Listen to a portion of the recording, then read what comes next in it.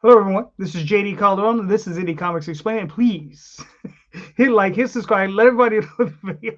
I'm all screwed up. But anyway, I'm going to just start the show. Here's Jay. What up, kid? I got What's doing? What's up, Everything Jay? good? How you doing? Introduce yourself. I am Dee Rosario from Unstoppable Comics, and I'm here about, every so often, right, on a semi-regular basis to talk about comic books with this guy and a couple other talented creators. Good thing that there's nothing special happening in the world of comic books today, so we'll be able to focus on the projects that everybody's working on right now. Right. That's why we're going to spend the next 2 hours talking about Diamond. Let's bring him out. Let's bring him out. And our co-host for the evening, Marcus. How are you?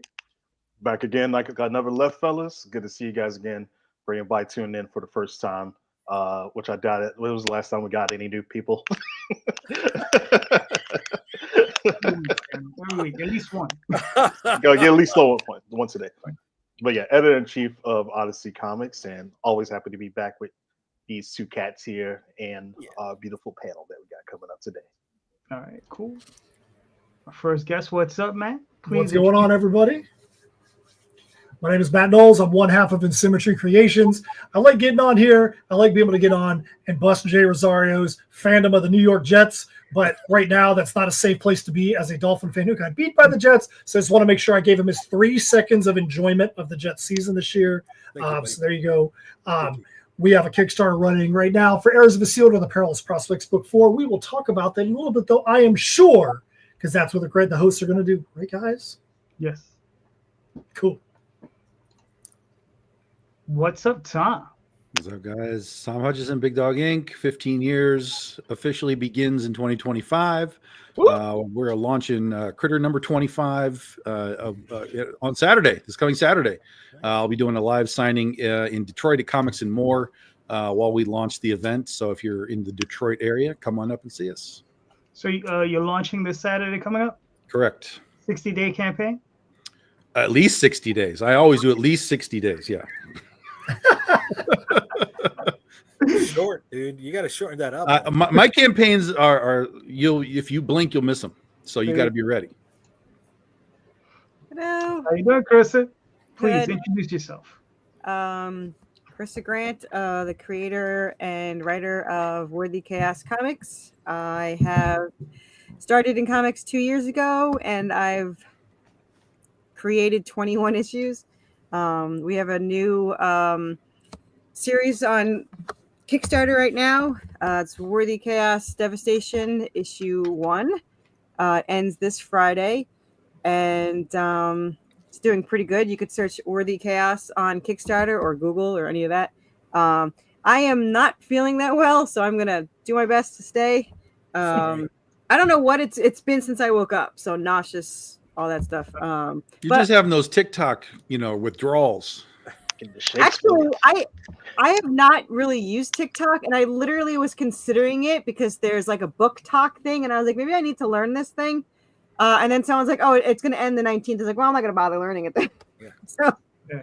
But yeah, I don't know. There's a lot of businesses on there that, do stuff. I always thought of it as this horrible place that does horrible challenges, but apparently people have like jobs on there and stuff. So I think Carissa's just having an adrenaline dump because her Kickstarter is doing so good right now for her that I think she just like all the excitement. She's like, I don't have any energy left to keep counting all these backers and followers.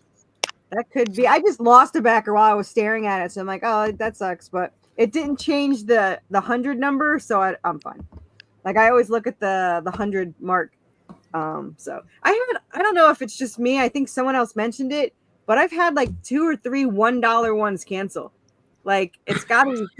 I mean, I understand gum is hard to come by these days and people need to buy that. But I don't know if it's. Someone had mentioned maybe it puts you on their list or something. I have no idea, but it's very annoying. So, what do you mean put you on the list? What do you mean? If someone backs you with backer kit, it's on your list now. So when you send out an email, everyone gets on your list. I don't know if there's something like that for them. I have no idea, but I don't know why. Why would they back us for $1 and then can't? I mean, these aren't like fellow creators that are just bumping up your numbers. These are just random people. I mean, I appreciate that they're only doing $1 because that would be heartbreaking. They'll lose like, $400 or something, but I just don't know why they're doing it. Like, is it shits and giggles or what? So. Yeah, I've always wondered if it adds, where it makes them like a super backer. They're like, oh yeah, I've backed 500 campaigns, and they backed them all for $1 and then didn't. I tested that theory, and it does not work because when you cancel, it disappears. Because I did it with my other account on mine to see if it counted as how many you back, and it does not, unless it's changed. But it does not. From what, because that was what someone else had said. I was like, let's try that, but it didn't work. So I don't know. Unless people are too stupid and they think it does. I don't know. I also wonder if it works with what is it? Bad pledges. What is it? When someone drops a pledge, drop pledges. When someone doesn't, their credit card doesn't go through at the end of the campaign. Oh, okay. You're talking about, does it still count? I think it might. Tom, have you experienced that? I think that it might, where they still might get credit for it. Well, you don't lose a backer count if they don't get if their credit card doesn't go away. It shows up as a whatever it says, but your backer count doesn't drop away. So I would assume it still holds. Yeah, I know this is true because I backed a recent project and it was on one of my expired cards, and I didn't check the notifications on that account. And I still show as a backer. It's actually them. I mean, it wouldn't have pulled yet, so I don't. They must be canceling, or I don't know how bots work. I don't. What does the bot get out of that? It could very easily be a bot too. Yeah. The only thing I could think of, if it was somebody that's legitimate, the only thing I think of is if somebody follows you, you back for $1, you back for $500. It doesn't matter. You back for $1, and all your followers are going to say, "Hey, JD Calderon just backed to this thing." And then they're like, you know what? Now I've done my job. I've promoted this thing, and then now I don't want to go spend the $1 to back the campaign. So then I think you're giving them way too much credit. Yeah, no, I'm not saying they would do that. That's super real. Yeah. That's super real. Yeah. No, if you think they're not algorithm chasers, they're yes, 100%. Yeah, definitely. All right, ladies, gentlemen, let's get to this question. So we all know it's been a crazy week, right? So the industry is in flux yet again. Is this good or bad for indie comics? And hold on, here's the rest of the damn question. I couldn't fit it all in that one line. Will it force us to think about new solutions to old dilemmas? Doesn't do anything. Next question. Yeah, not for me. Your turn, Matt. You're up. All right, so I would say this. My first thought is this: anytime there's a change in the industry, there's going to be some time where people that are used to doing it the old school way are going to have the biggest struggle. The people that have already looked for the new school way are going to be the ones that are going to have the best chance of surviving. I think that it's been pretty clear that the model that Diamond was under was something that didn't really work for the smaller guys. If you're talking about taking 60% of a cover price off the top of what your sale price is, you're going to have to sell an absolute ton of units to make that dollar amount make sense when it's out there in the industry. I mean, obviously it's a necessary evil that's out there, but I think that you look at people again like Tom that are doing a lot of Kickstarters that have found a way, Pat Shan, Charlie Stickney, that have found a way to be able to build their business that doesn't need the diamond as the majority. That's the way of the future right now. I mean, I think that there's something is going to happen. There's going to be some kind of model out there, but Diamond didn't go chapter 11 because it was successful. Diamond went chapter 11 because their business model isn't sustainable right now either. That's how I feel. All right, fair enough. Now, Tom, No, next question. Okay, Corissa. No, Matt's very right about what he just said. But again, we always, when we talk about the industry, we kind of have to determine what the hell are we talking about? Because the part that's in flux is really, and has been, the LCS model, the local comic shop, the Diamond distribution, Lunar now, Penguin, all that kind of stuff. That's what's in flux. So it's going to affect everyone for the most part who's involved with those segments of the industry. I'm only invested in that segment of the industry in a very small percentage because Antarctic Press takes my stuff through Diamond. But I left Diamond on purpose like 8 years ago, not because I felt that they were doing anything like specifically wrong, But just because I had been in that system for like 7 years between myself and then with Aspen, and I kind of saw what it was when I started, what it was when I was with Aspen, where it was going when I had to make a decision. Do I go back to Diamond? Do I try Kickstarter? Like, what is the industry at that moment? And for 7 years, I learned that, when you're dealing with Diamond as your primary function for distribution, you are going to be chasing money.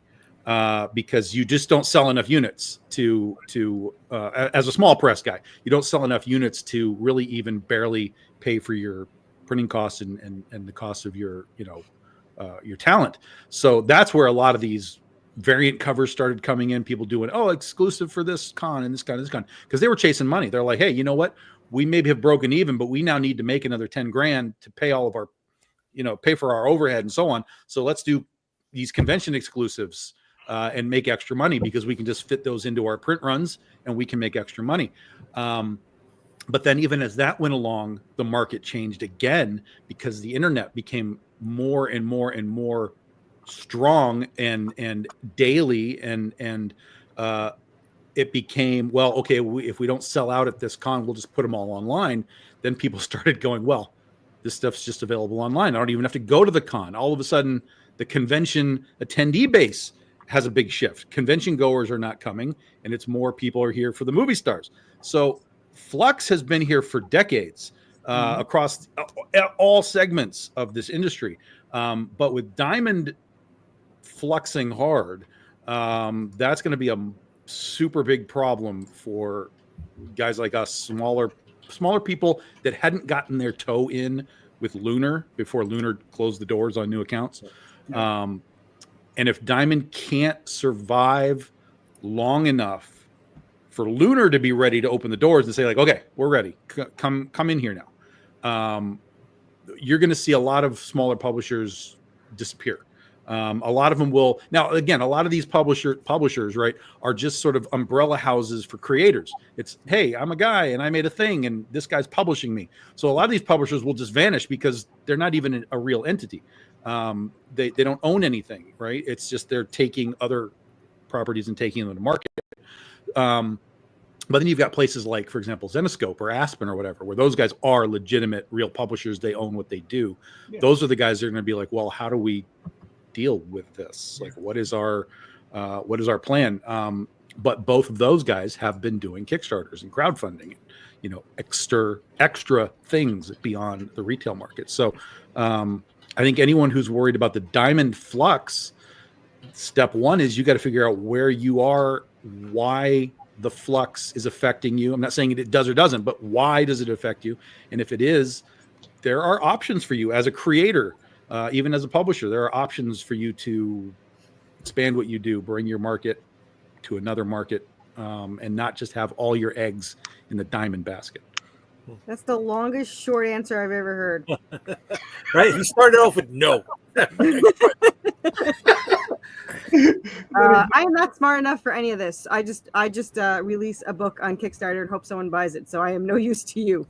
But the thing is though, Corissa saying that goes to show what I said earlier. Somebody like Corissa has got her best Kickstarter campaign that she's ever had right now. Yep. The Diamond thing doesn't affect her in any way because it doesn't need that Diamond to be able to do the things that she's doing. And honestly, I bet you if Corissa tried to find a way to get through Diamond, she'd probably legitimately lose her mind because she's already running 6-7 campaigns a year and you're doing all you can to, I know you've said you're working on stuff in 2024. You said you had cover art stacked up through 2026 as a single person operation. So if you even tried to go there, you'd probably be like, well, this isn't helping my business at all. So you've kind of like bucked the trend. Covers till 2027, but yes. Okay, my bad. My bad. But yeah, no, I mean, mostly it was because I was too lazy to figure it out and I didn't feel like paying them. But yeah, I mean, I just do Kickstarter because that seems to be the simplest and quickest solution, and I don't have to buy like 800 comics and keep in my house. So we'll see, but that's a key thing because you understood right away, even if it was on a subconscious level, that you're taking your product directly, not just directly to market, but to customers.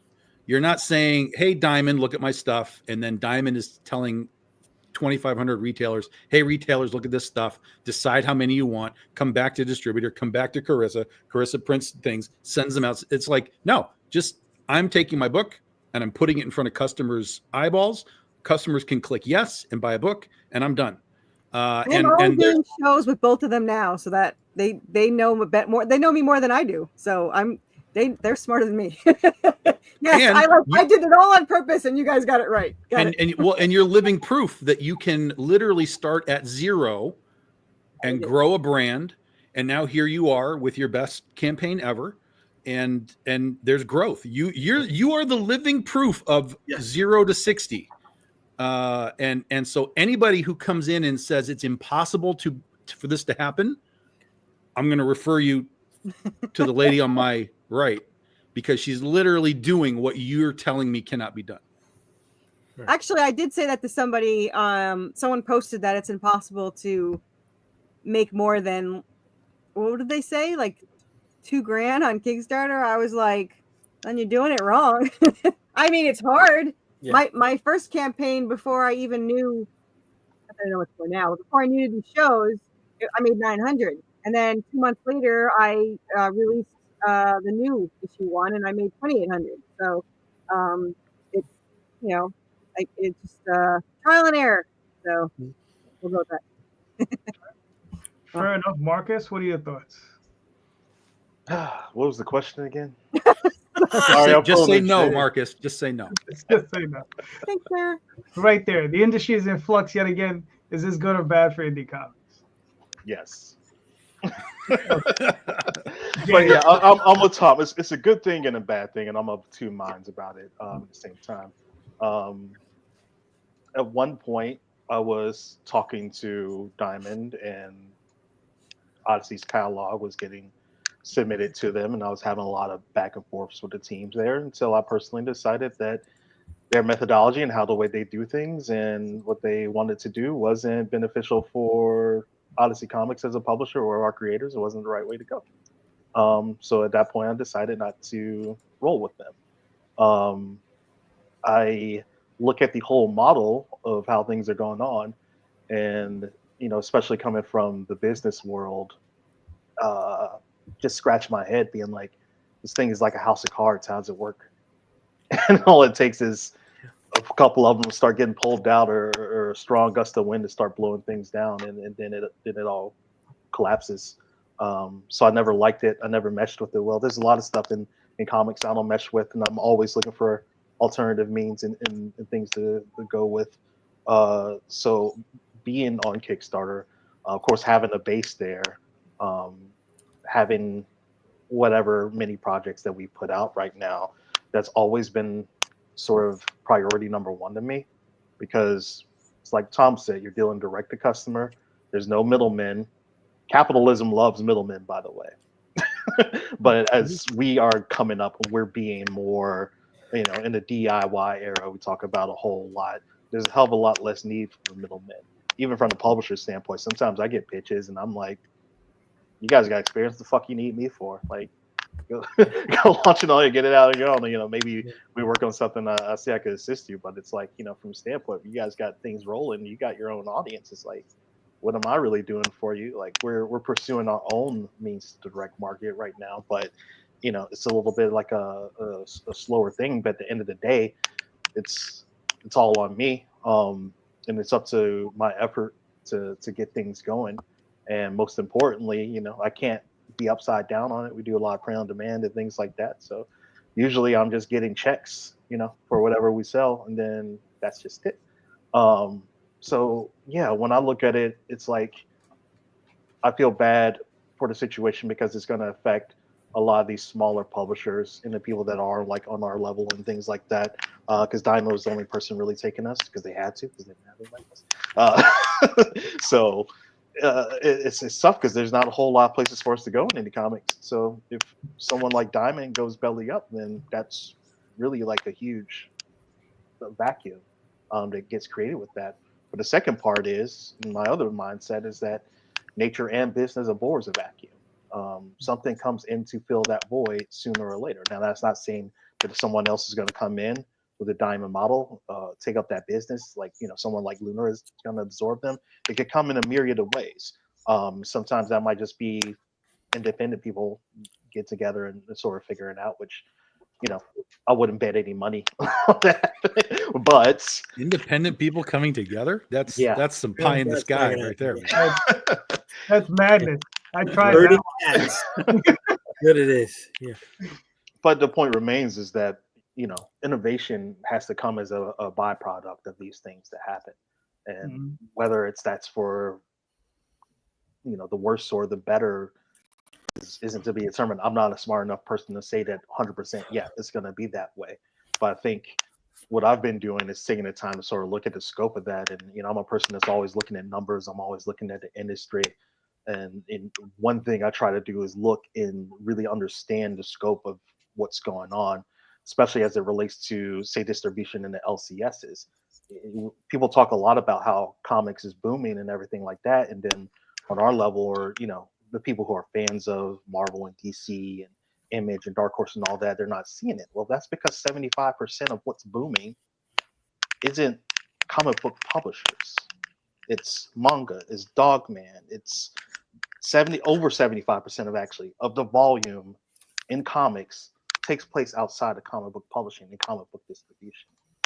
So that alone kind of tells you one way or another. The writing is on the wall. Might be Diamond today, might be Lunar tomorrow. As we Gen Xers and millennials start to age up and age out, these kids 18 to 24, they ain't fucking reading Spider-Man. Right. They're sure as hell not reading Nazi comics.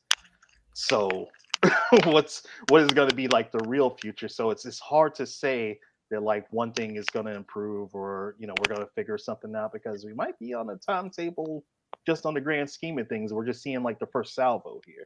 But it's also to understand that when you're operating like that, then the world is open to you. We need to be risky. We need to try to do more things that are outside the box and like a little bit differently. So yeah, it might be bad right now. It might be bad in the long term, but really how you approach it and how you navigate it determines if there could be potential to do something else, or we could find another alternative that works out better for us, especially on the indie side. All right, cool. Jay, what do you think? What was the question again? No.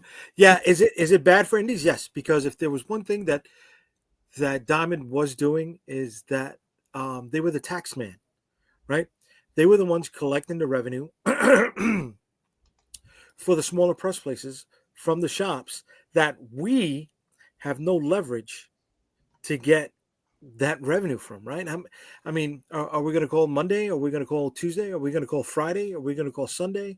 Are we going to call Saturday? Hey, you have an unpaid invoice. They barely want to order from one distribution source.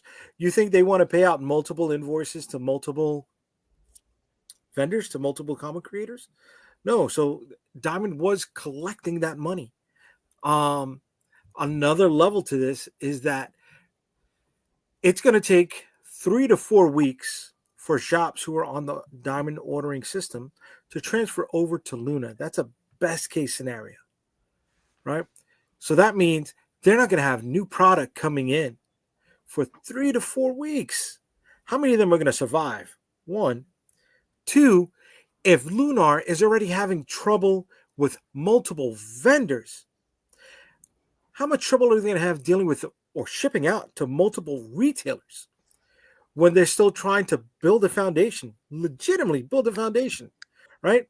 They're in the middle of building a brand new warehouse right now. But was this, Sarah S. was asking, was this in the works for a while now? Yeah, because it wasn't just comics, right? The smaller retailers understood that you could go to Entertainment Earth and you can buy your toys wholesale from Entertainment Earth at no minimum, with the exception of the first order. The first order wholesale had to be a minimum of $500. After that, you could order ones or twos. You could order every other week or every other month. It didn't matter because you had already established that account. So toys were a big part of previews also, of Diamond also, right? They had failed to innovate, plain and simple, right? go back to Capital City, go back to doing all that. All right, fine. Yes, that was one nail in the coffin, right? The pandemic, yes. We are in the crowdfunding age, right? We're not in the silver age. We're not in the bronze age, modern age, right? We are in the crowdfunding age. I remember going to New York Comic Con and being at the ICV2 panel and talking to a couple of the reps from Diamond.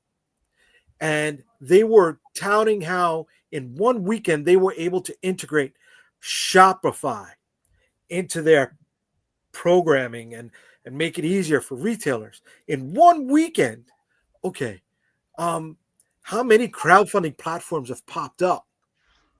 Could they have not taken a shot at crowdfunding? And Marcus, you said it, right? They abhor the vacuum, right? B2B, they're the middlemen. That is the heart of our industry right now, is being the middleman to facilitate sales between indie creators, shops, and still get your nut at the same time. And they refuse to do that. Not just with the crowdfunding stuff. I don't know how many times we heard they were still operating on Windows 7 up till a few years ago. Yeah. Right? And that's something that went out with the millennium. It's like, the more and more you peel back the layers, the more they didn't care about this fucking industry. They didn't. And it sucks. So yes, we have to go out there, put our money where our mouth is, and do it on our own. And we are succeeding. If we weren't succeeding, we wouldn't be here. Right? And we're finding ways to not only keep the lights on, but pay our freelancers and sometimes put a couple bucks in our pocket, or help other people get out there. Who puts bucks in their own pockets? Not me, but yeah. some people. Exactly. So, well, Tom has a lake. He's probably the only one. He's going to start hockey season now. You know, I'm renting it out to the fishermen. They can go out on the lake and fish. $50 a day. There you go. I'll give you a 5x5 on the lake. There you go. See, he's making money any which way he can, bro. I think the biggest thing that people always need to be careful of is that I remember back in the day, because the back in the day is probably never going to come back and be the day of the future. A couple of very quick ones. IBM. Back in the day, IBM and Apple were the only two computers that there were. IBM didn't adapt to the laptop and the handheld industry quick enough. And then everybody else took the mantle, and IBM is never going to be that big thing anymore. I just saw a thing about Blockbuster stores. Blockbuster went from one store to 6,000 back down to where there's now only one in Oregon because they didn't adapt quick enough to streaming. And then it became Netflix. The people that, I remember back in the day going to Blockbuster was so nice. They have that reminiscence, but you're never going to have a Blockbuster store on the corner on every other block like you did in the 90s and 2000s ever again. Will you ever have Diamond as it used to be? I mean, I know a lot of people that are like, I remember when I could go to a regular huge convention and I could go clear $4,000 in profit at that show. I don't know if I believe that, but most Comic-Cons, like Tom was saying now, don't cater to the small guy going in with your product to go and make a killing. Most of it is about $50 selfies and, a signature, and then you get $100 from that celebrity. You have to adapt. You have to find ways and operate as if that thing that was happening before is never going to come back. That's the only way you're going to be able to find new solutions in the future. Yeah, you have to operate like you're the thing. Everything you do has to be, I am the thing. Right. It can't be, you have to understand that there are a million people all trying to do what you're doing. Make comics, make art, whatever it is. And you have to find a way to be marketing yourself to step above all of the noise, because there's just a shitload of noise down here. Yeah. And then on top of the noise are guys that make it out of the noise, like the Brian Politos, the Billy Tucci's, the Dan Mendozas. These guys kind of step themselves out of the noise because they make it about them. They're like, this is it. And then once they get up out of that noise, all of a sudden those guys that are out of the noise, guess what? They're playing together now. Now it's Lady Death and Zombie Tramp doing books together. And now it's Zombie Tramp and Hackslash are playing together. And they're all out of the noise. Meanwhile, the noise is down here where there's all this hashing and gnashing and high school nonsense down here. Right. Noise. You've got to step out above that noise and focus on what it is that you're doing. What are you making? What are you presenting? What are your designs? What are your stories? What is your marketing? What is your visibility? You have to get out of the noise. You cannot sit in the high school noise. And I'm not sitting here telling you that I've done that either, by the way. I still, I'm figuring out my way through all of this. But part 2 of the question, JD, was, is that going to make us think in different ways? Right. And the answer to that is yes. Or at least the answer should be yes. And I've been thinking about some stuff conceptually to do at cons very specifically, because I think that cons are the best way to get attention in a very short span of time. You've got 3 days, you've got 3,000 people roaming around you. Fucking sell books and create an event. You are an event within an event. Most of the people in comics, including myself, we don't know how the fuck to do that. Right. Right? That's what I'm saying. Don't feed it to Jay's delusion. Come on. Delusions? What are you talking about? No. Man's preaching to the choir right now. No, it's okay. You're right, Jay. You're 110% correct. Go. Just because you become the get off my lawn guy doesn't mean that he's not saying the truth, bro. Come on. We got to change things around. And sometimes what's old is new again, right? And right now, and sometimes old is old again. Is it working? What old are you trying to do, Jay? What's this old that you're trying to do? No, I'm pulling your chain, Jay. Yes. But we're having fun. Don't look at me. I can't get out of the noise. I make most of it. So. All right. Look. Let me. Yeah. So, but anyway, conventions are going to become a space, guys, where we have an opportunity to be something more than we are just in the online space. You will have people literally 3 feet away from your table, and if you're not standing up, and if you're not engaging, and if you don't have a good presentation behind you, and you don't have your table set up properly, and you don't even have a fucking tablecloth on your table, I'm looking at a lot of you people. I have one. Put a goddamn table on your tablecloth. Tablecloth on your table. If you can't do at least that, then get the fuck out of the way and let people that want those spaces come in and use the space. Or if you get a booth and you don't fucking show up until Sunday. Also true, yeah. Dude, I don't get that, man. I hate Fridays, though. I would rather just do Saturday and Sunday. I never have good luck on Fridays. I hate them. Listen, I never mind chopping up somebody's table who doesn't show up.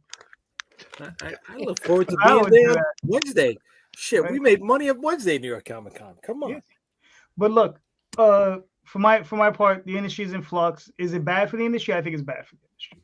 I think it's bad for indie comics. I think thinking out of the box is definitely something we all need to do. But the thing is for the longest time, the direct market was the backbone, whether it was diamond or not diamond, right? And this is the sort of thing that it like feeds into another portion of it, right? Well, like I know Marcus says, the thought pattern behind it has to change, but the pattern that it's established, or the type of business model that it's established, is a good one, where you give books to the diamond, they send them to the retailers, and like Jay said, these guys are the tax collectors. They go out there and they're like, yo, pay us, right? Because how many times have any of you either done it or heard of the story of someone giving a store books on consignment, and the person comes in and says, hey man, you sold a lot of my books, can I have my money? They're like, who are you? I've never seen you before in my store, right? Or it's the manager, oh, he's not here today. Oh, right. Call back later. Oh, it's really busy right now. Oh, the system is down.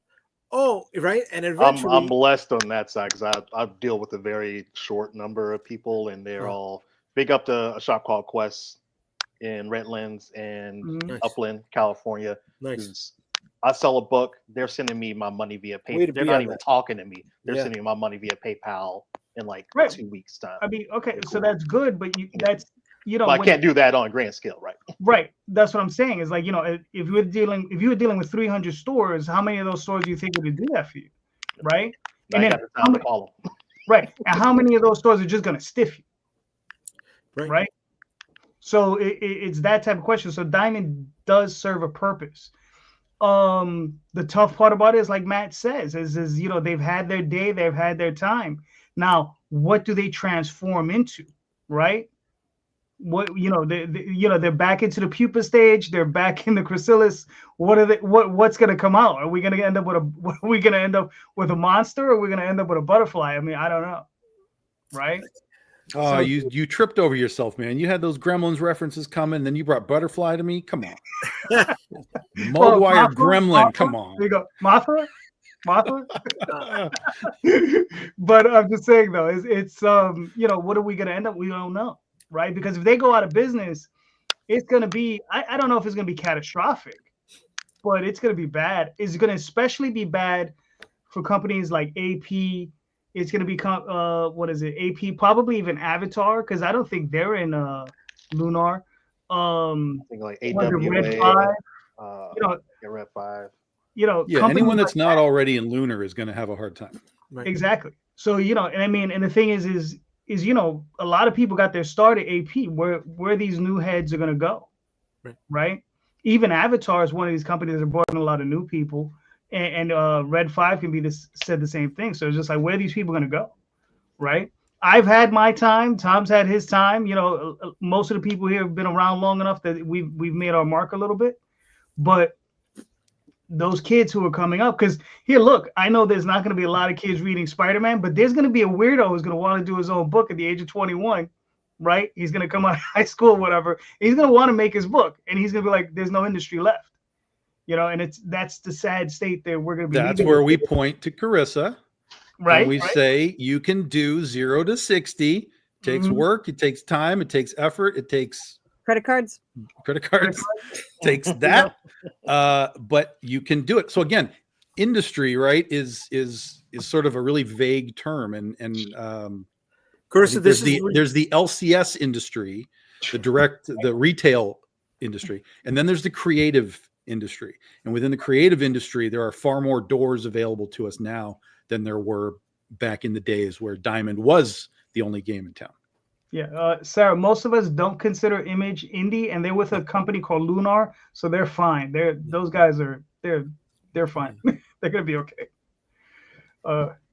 Yeah, no, they know, and they're actually not using Diamond anymore. They're going through a company called Lunar. And if you ever do need a comic shop to go to, I would say just go online either to Midtown Comics or DCBS. You just order your books from them at a discount. Yeah. Anyway, Jay, it's up to you, brother. All right, cool. So the rumor is there's approximately 6,000 to 10,000 people using crowdfunding right now, right? There's never been an actual solid number, but these are what pundits are playing around with. So my question is, with these smaller publishers that are only in Diamond, if they choose to use crowdfunding, will they be eating up that real estate, that consumer base, or will they be bringing new consumers with them to these crowdfunding platforms? All right, Jay, before we start, I just want you to clarify just a little bit. 6,000 to 10,000 actual buyers or people producing? Okay, buyers, not actual publishers. Okay, buyers. that's why you use consumer base. Yes. Okay. Yeah. All right, Tom, you're up, sir.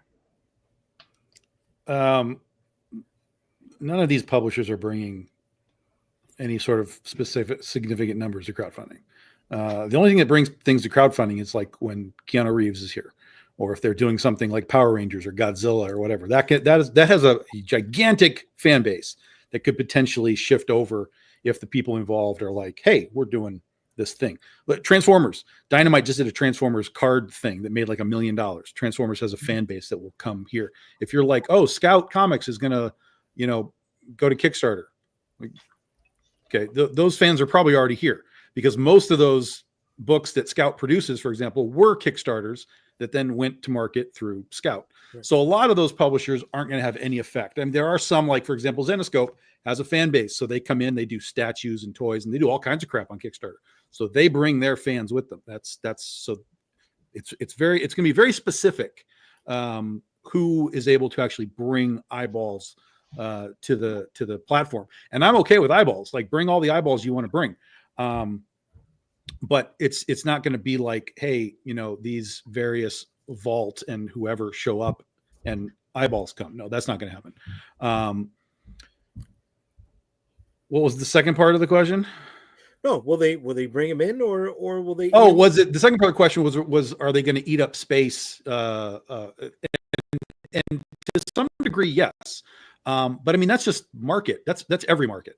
That's making comics. That's making toys. That's making movies. That's making TV. That's everything. There will always be something in your space. So again, that's the noise, right? You have to find a way to make yourself sit above the noise. And part of that is bringing your own audience and maintaining your own audience. So that if you've got 400 guys that are going to come every single time, boom, then you can pull a few guys out of the noise. Hey, here's 10 or 20 more guys that just come out of the noise. And now they know who you are. You can grow yourself and start to set yourself above all of that. So but here's the other thing. Kickstarter, crowdfunding in general, it's an infrastructure that most people aren't ready for. And even if somebody shows up and they're like, well, we're going to do crowdfunding now, this is what we're going to do, they're going to be in for a big learning curve. Yep. Unless they've really done a lot of, upfront research on what it is we have to do. How do we present it? What's the back end? What are the surveys? Who's going to ship this stuff? Who's going to actually stand at a table and ship this stuff? They're going to be in for a rude awakening in a lot of cases. And so that's why I think that crowdfunding, Kickstarter specifically, has not really reached like the 400 active level. Like the highest I've ever seen is about 370-ish, like live active at one time. But usually it hangs around 250. And that's normal. That's not changing. The spikes where they happen in the year, that's changing. That's interesting. I've been watching that, but it really always kind of comes back down. So if all of a sudden Diamond was dead and all of these creators sort of had to go to crowdfunding, we might see that spike. We might reach 400 for a period of time. But again, once the infrastructure kicks in, where they're all like, oh, Jesus, I made $2,000 and now I got to spend $2,000 in shipping alone. That's going to send a lot of people back out of that space. So, yeah. All right, cool. Corissa, what are you thinking? No idea.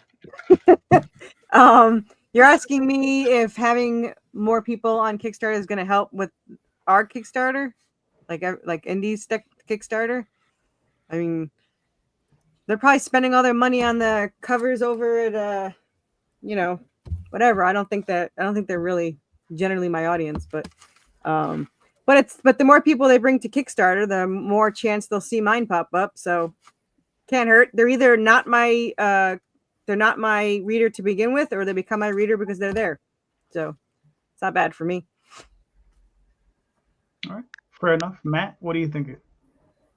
So I think, like Tom was saying, to build on that, I think that a lot of times what you see on the comic store shelf and what you get out of a Kickstarter campaign from somebody like us, they might look the same, but it's a totally different experience. If somebody backs a comic from Symmetry Creations, no matter what the title is, you're going to be in the thank you list in the back of the book. And that's just a small thing, but there's some people are like, dude, my name is in. I know people that literally have like gone to their relatives and been like, my name is in this comic book, or I'm drawn into this comic book. What about you? And I'm cool like that. And there's a personal experience there. People are willing to pay a little bit more for the personal experience of being involved in the campaign to get that issue. They might be willing to go to the comic book store and pay $4 or $5 to get a disposable comic, so to speak, off the shelf. Are they going to go, well, I need to go pay, I'm going to go pay $12 or $15 for this Spider-Man, every 4 weeks. They might not do that. Or for the 8 different Spider-Men that are out there, they might not go to Kickstarter to do that. They might just go for the collectibles. So I don't think in that respect that competition is going to be there. I feel like if you're going to have some of the creators from working, I don't want to say working behind the scenes, but from being behind the scenes and seeing how some creators' mindsets are that get signed to comic publishers. I've been around people that are like, oh, I didn't know I needed to have a web presence for my own title. I thought the publisher was going to do it all. And I'm like, are you freaking kidding me? I'm like, you don't even have an email address set up or any kind of social media. That's insane. I think for people like that, they're going to just disappear. And maybe that's a good thing for the industry. If they're waiting for the publisher to do everything, they're not going to be hurting us because they're not going to bring a single person to the platform. Nobody's going to go. They're going to have a Kickstarter that's probably going to raise $300 and it's going to fail because you have to bring an audience there, or you have to take the audiences there and get them excited about your product. Do we need to find better ways to be able to engage? And I say we, meaning like me personally and Sim personally. Yeah, because where we're at right now on Kickstarter is not where we want to be, but is anybody really where they want to be? Everybody wants to be doing better than they are right now. Yeah. But I think there's going to be more titles out there, more noise, but I think that it's going to be few and far between in the short term, where you're going to get lost in that noise if you already have a presence. All right, fair enough. Cool. Marcus, what are you thinking? Let's see. This one is tough because you would like to think that a rising tide lifts all ships, but in practice, especially with Kickstarter, with this whole crowdfunding is its own beast, and I think we've seen from experience, like hell, we just came off of a situation where we had Iberian Chapter 3 up, and say we have Heavy Metal who's launching their project up at the same time. We have quite a lot of overlap. The people who like Iberian are people who love Heavy Metal, and you would think Heavy Metal's there doing gangbusters, and I got a project that's like a 1-to-1 relation to what they got going on. Naturally, that will boost my visibility and my presence up too, and I'll maybe steal a little bit of those people off that are going to that. Maybe, who knows? I don't know. 50 of the thousands that are back in that project will come over and back Iberian. No, it doesn't. It's really is a matter of audiences and bringing in audiences. Now you may get 1 or 2 people maybe that did that, and over time that's cool. So it doesn't have an immediate effect, but it does have a long-term effect of people who may not have normally gone into crowdfunding are now more familiar with the process and with the platform, who will then come back and engage with it again and really just normalize it as a means of going direct to customer. And I think that's the most important function right there. And I've seen that happen a bit over the course of me doing things in comics. I remember when, we first did our first Kickstarter, and I was talking to people cons about it. I'm like, hey, you guys on Kickstarter, you check it out. And they're like, what's Kickstarter? Now it's like, I ask people like, hey, you back anything on Kickstarter? You seen us on Kickstarter? Like, oh, I haven't seen that, but yeah, I'm on Kickstarter. I back some stuff. Like, the conversation is completely different now, because with all the influx of people doing it and big publishers doing it, it's been normalized. So the more that happens, the more it is going to become normal. And now you got Kickstarter integrating Shopify with it to basically make it as storefronts, which is essentially what Indie Comics has been using it for a while in the way right now. So there's the potential to do that. I wish there was more overlap to that, but it is really how you grow your base. And I see that as a publisher too. And I tell people that I work with, like, you don't have much of a presence. Like, I like the book, we're going to do it. Like, I'm down for it because I believe in it. But you're nowhere to be found on the internet. I still have people, artists and stuff like who are great. That's the thing. Like, they're brilliant, awesome artists, awesome writers who are not engaged online. So I'm like, so you're minimizing yourself. Like, you're going to have success because Odyssey's audience is going to be in the whatever basement that we have for crowdfunding right now, $3,000, whatever the case may be. That's what it's going to do. That's all I can promise you is the basement. Because the one thing that I see that lifts everything up consistently is creator engagement. And if that's not there, then I can only do so much. I can only spend so much money on advertising. I can only throw in so many, or I can only like have so much of a budget for a project. Like I can't bend myself over a barrel to get one thing going, to try to get a person more money who isn't engaged in the process. So that is really the thing that people have to consider is, yeah, big people may come and go. They'll have experience with it. Some will probably drop off, like Tom said, because they realize that, whoa, this Kickstarter stuff is cool when you're collecting all the money. Then when you're getting all that stuff together, and you got to figure out the supply chain portion of it, and that starts kicking the ass. You start thinking about things a little bit differently, and that might be tough for an entity that's not familiar with it, where they're just happy, in the past shipping their stuff to the distributor and going for it. So there's going to be that curve, but it's also going to be something that, yeah, you gotta kind of be on the ground floor. You gotta build it up from wherever you start at, doing $200, $500 campaigns. Do that.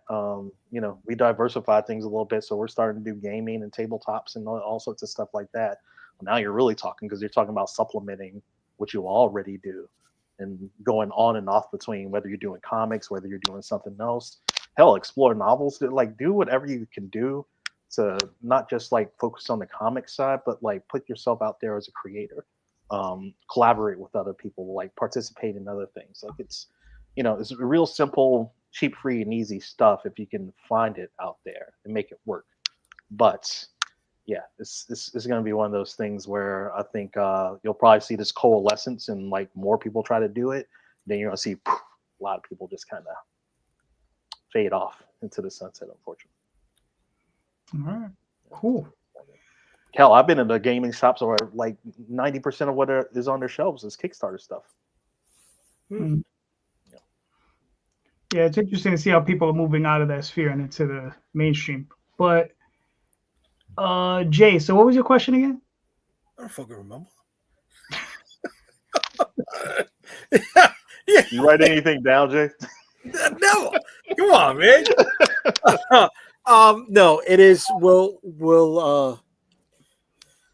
Will the independent, or the small press publishers who are in Diamond,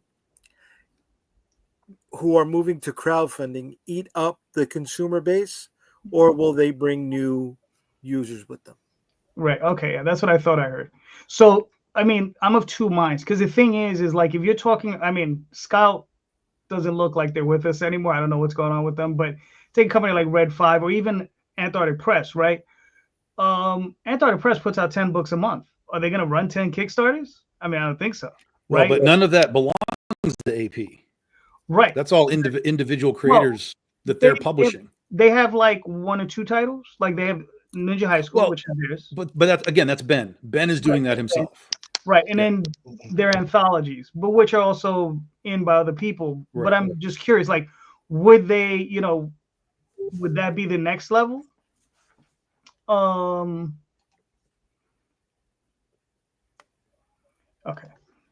I'm sorry. But yeah, I mean, but there are also some places like Red 5 that they, I don't see their books any place other than previews, right? Like there's some books you don't see any place but in previews, right? They don't go on Kickstarter, they don't go on Indiegogo, they don't go in these other spheres, right? So, are people going to just like start, crowdfunding? Like, could you ever imagine Dark Horse releasing 30 books a month? No, it's never going to happen, right? So, how they can only do one book a month if even that, right?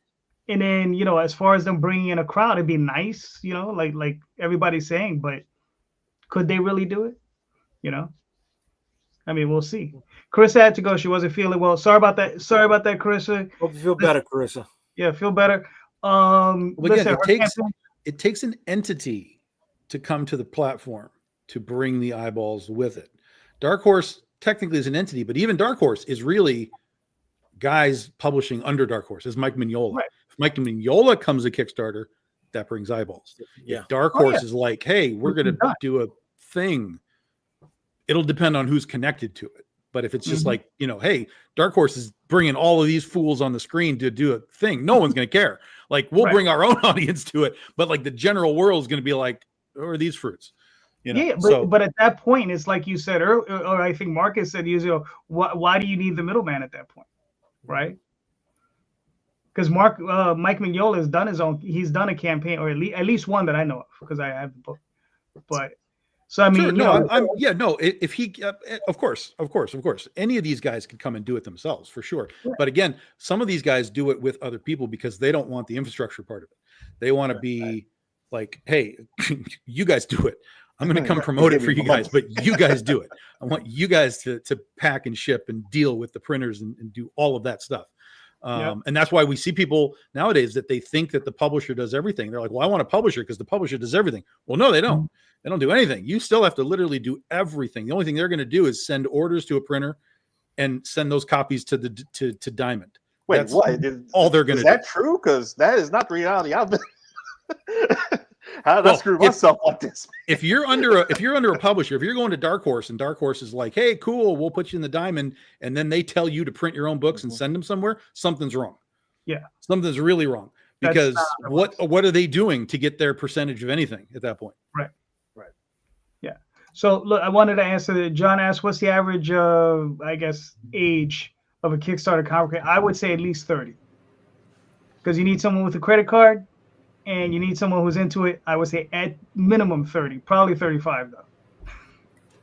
Yeah, I think it's probably 20, late 20s to early 30s is sort of a sweet spot. Yeah. Yeah, because I think the difference is the reason why manga trend tends to go a lot younger is you can go into like any store anywhere and go get manga. You can go on to Webtoon and you can read manga there. To be on Kickstarter, like I said, you got to have a credit card. You got to be able to say, do I want to pay X this and X that plus the shipping? Is it going to be worth the investment? You have to think a little bit more, which you're going to have somebody's going to be thinking a lot more about how to spend their money and be a little bit better. All right, cool. All right, let me pull up Carissa's campaign real quick. I'm just going to show it off. So 12,000. Shit. Look at that. Oh, look at that. Look, she got a little bump there. She has 254 backers. So she's doing great. She's a fantastic book. Carissa's a very cool person. She has a lot of perks. She has a, fantastic looking cover. Who is this? I don't know who this guy is. Derek Chu. I don't know who that is. Yeah, Derek Chu is who is bringing a lot of the eyeballs, bringing a lot of the, the dogs to the yard, so to speak, which is good. With this one, so with this title, as opposed to her other title, she's up to 13, 14, something like that. With this one, she wanted to do a Western version and do the #1. And she's been promoting the fact that she was going to do this for months and months. So kind of organically, she was running another campaign. Hey, I'm going to be doing this Western one in January. I'm doing this other campaign. I'm going to be doing this Western one in January. And so she had the ability to take her fan base from her other title and really help shift them over here and actually grow them a lot more. She spent a lot of money on that cover. She was able to put a #1 out there. She's able to pull her other audience over there, which is part of the reason why that thing is just taken off. Yeah. So look, I mean, go check it out. She's not feeling well right now, so I want to send her some love. All right. So there you go. All right. And and we all know how comics are. We have very few prospects. Always trying for a transition here. What's going on? There you go. I was trying, but it's a perilous thing. There you go. I knew as soon as you said perilous, it was coming my way. There you go. So, Matt, do you want me to play this video? Yeah, you can play the video, and the music that's on there is music that's used by permission, so we do have the rights to use it. Nice.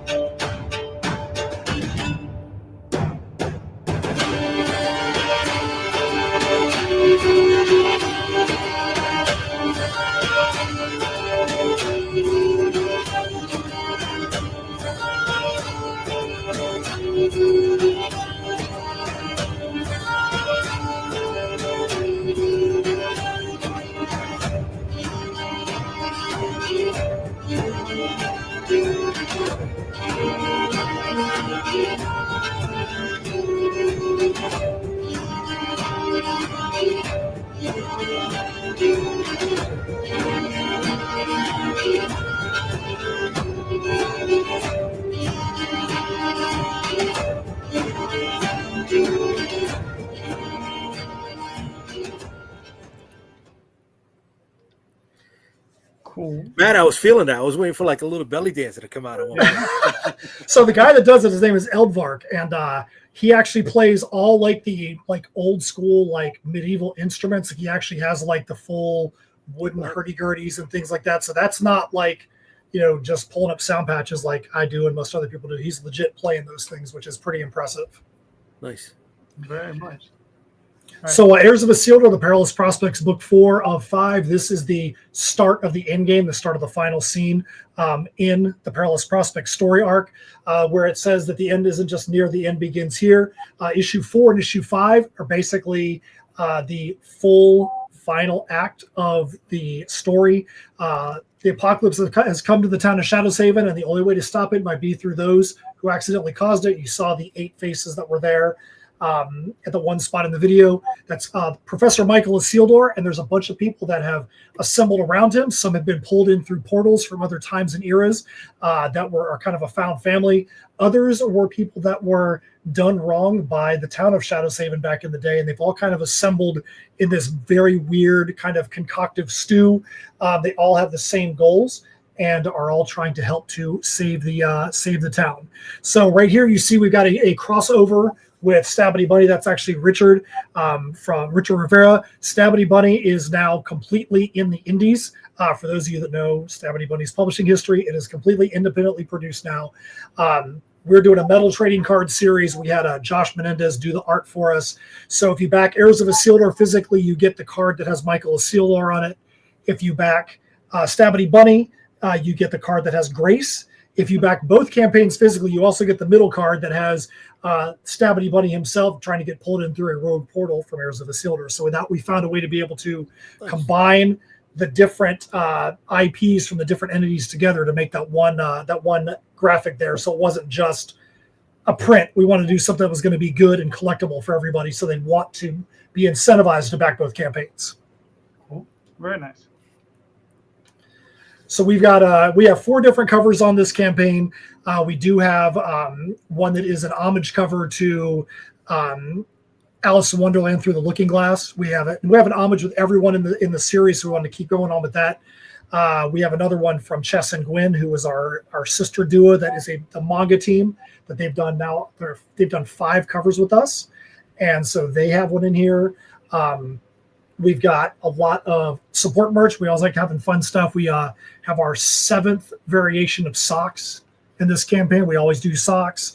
We have shirts like the one I'm wearing. We have poker chips. This is going to be the first time we've done a set of poker chips for Heirs of Isildur. If you missed our previous campaigns, we do have our collectible colored vinyl for the mellow music that we write and produce that actually ties into the different stories as well. Right there you can see the shirts, you can see the socks, and then you can see the poker chips we have for Heirs.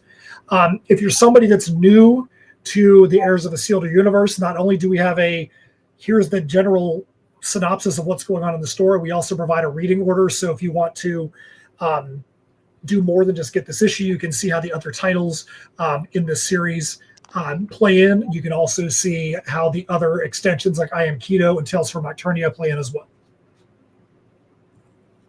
Cool. So, I mean, how many issues is the series? Is this particular, because I know it's a bunch of different series, but how many issues in this particular arc? So Perilous Prospects is going to be 5. This is issue 4 of 5. And basically, because of the other titles we do, there's only been one a year for Heirs. But this one, the final piece there's going to be 2 this year. It's going to be 1 now and 1 over the summer. We have 2 other Kickstarters we're going to run for 2 other titles that are going to be in March and May. And before the end of this campaign, we're going to have those things hopefully active so that way people can go and follow them as well. But we definitely will be back. This issue ends in a huge cliffhanger. And we say issue, it's always a perfect bound book. Every one of these is 44 to 56 pages. They all have a spine on them, so that way they'll display nicely on your bookshelf next to all your manga issues and your trade paperbacks. So this one's going to be 44 pages, perfect bound. And then the final one is going to be 44 or 48 pages as well. Very nice. Cool. All right. So I know normally Steph is here with us. She couldn't make it tonight. Yeah, she wasn't able to make tonight. She was bummed. She really wanted to be on the show, and so give a shout out to her. She had something come up that she had to take care of. But yeah, she definitely pretend I'm Steph and pretend I'm a lot shorter and pretend I'm a lot tinier and pretend I've got much more hair than I do and pretend that I'm Steph, saying she wants you to go to tinyurl.com/AirsTPP4. That's tinyurl.com AirsTPP4 to back us. And you can go to Stabity EA1 at TinyURL to go back Stabity ever after #1 as well. All right, cool. Now, how did you guys come to that? I guess to that meeting of the minds, where it's like you guys were like, all right, let's do this crossover and make this card and do this. Well, Richard is a really good friend of ours. For those that know, Richard used to be behind the scenes. Used to be an executive actually with one of the publishers that was mentioned on here earlier. He's not anymore, and we had a title that was on that publisher as well. And so we've just been good friends with Richard. We've done a lot of shows with him. We've worked a lot with him. He's done a lot of stuff to help us out, and we wanted to do something that was going to just help both campaigns, and that would work. That would be on brand for them both. And we have more experience on the Kickstarter side than he does. And so we thought it was going to be a good way for us to be able to get some strength in numbers, so to speak. All right, cool. Listen, I think it's an awesome idea. You guys did a good job. Yeah. Appreciate it very much. And I hope you guys will go and check it out. We're only about $600 away from minimum funding. And, minimum funding doesn't really mean anything because that's just where stretch goals come in and the excitement comes in. We have a lot of fun things we want to do. We only ran this campaign for 16 days because we don't want to have that middle dead period anymore. We want to just get it up there, get it done, snap your fingers, campaign is over. So if you want to back the thing, you want to get in now, and we'll go from there. All right, cool. Let's go. I mean, look, you got 70 backers, 11 days. You're almost there. What, 82%? I don't think you're gonna have any issues getting there. So, yeah. Well, I hope so. I hope so, because if you've not stepped into our apocalyptic sci-fi universe set in a steampunk world, we think this is a story that you're going to want to escape into, and we think there's going to be characters that you can relate to. That doesn't mean it's like a bunch of archetypes across the board where, I'm this very one type of person, and there's going to be this one character for me.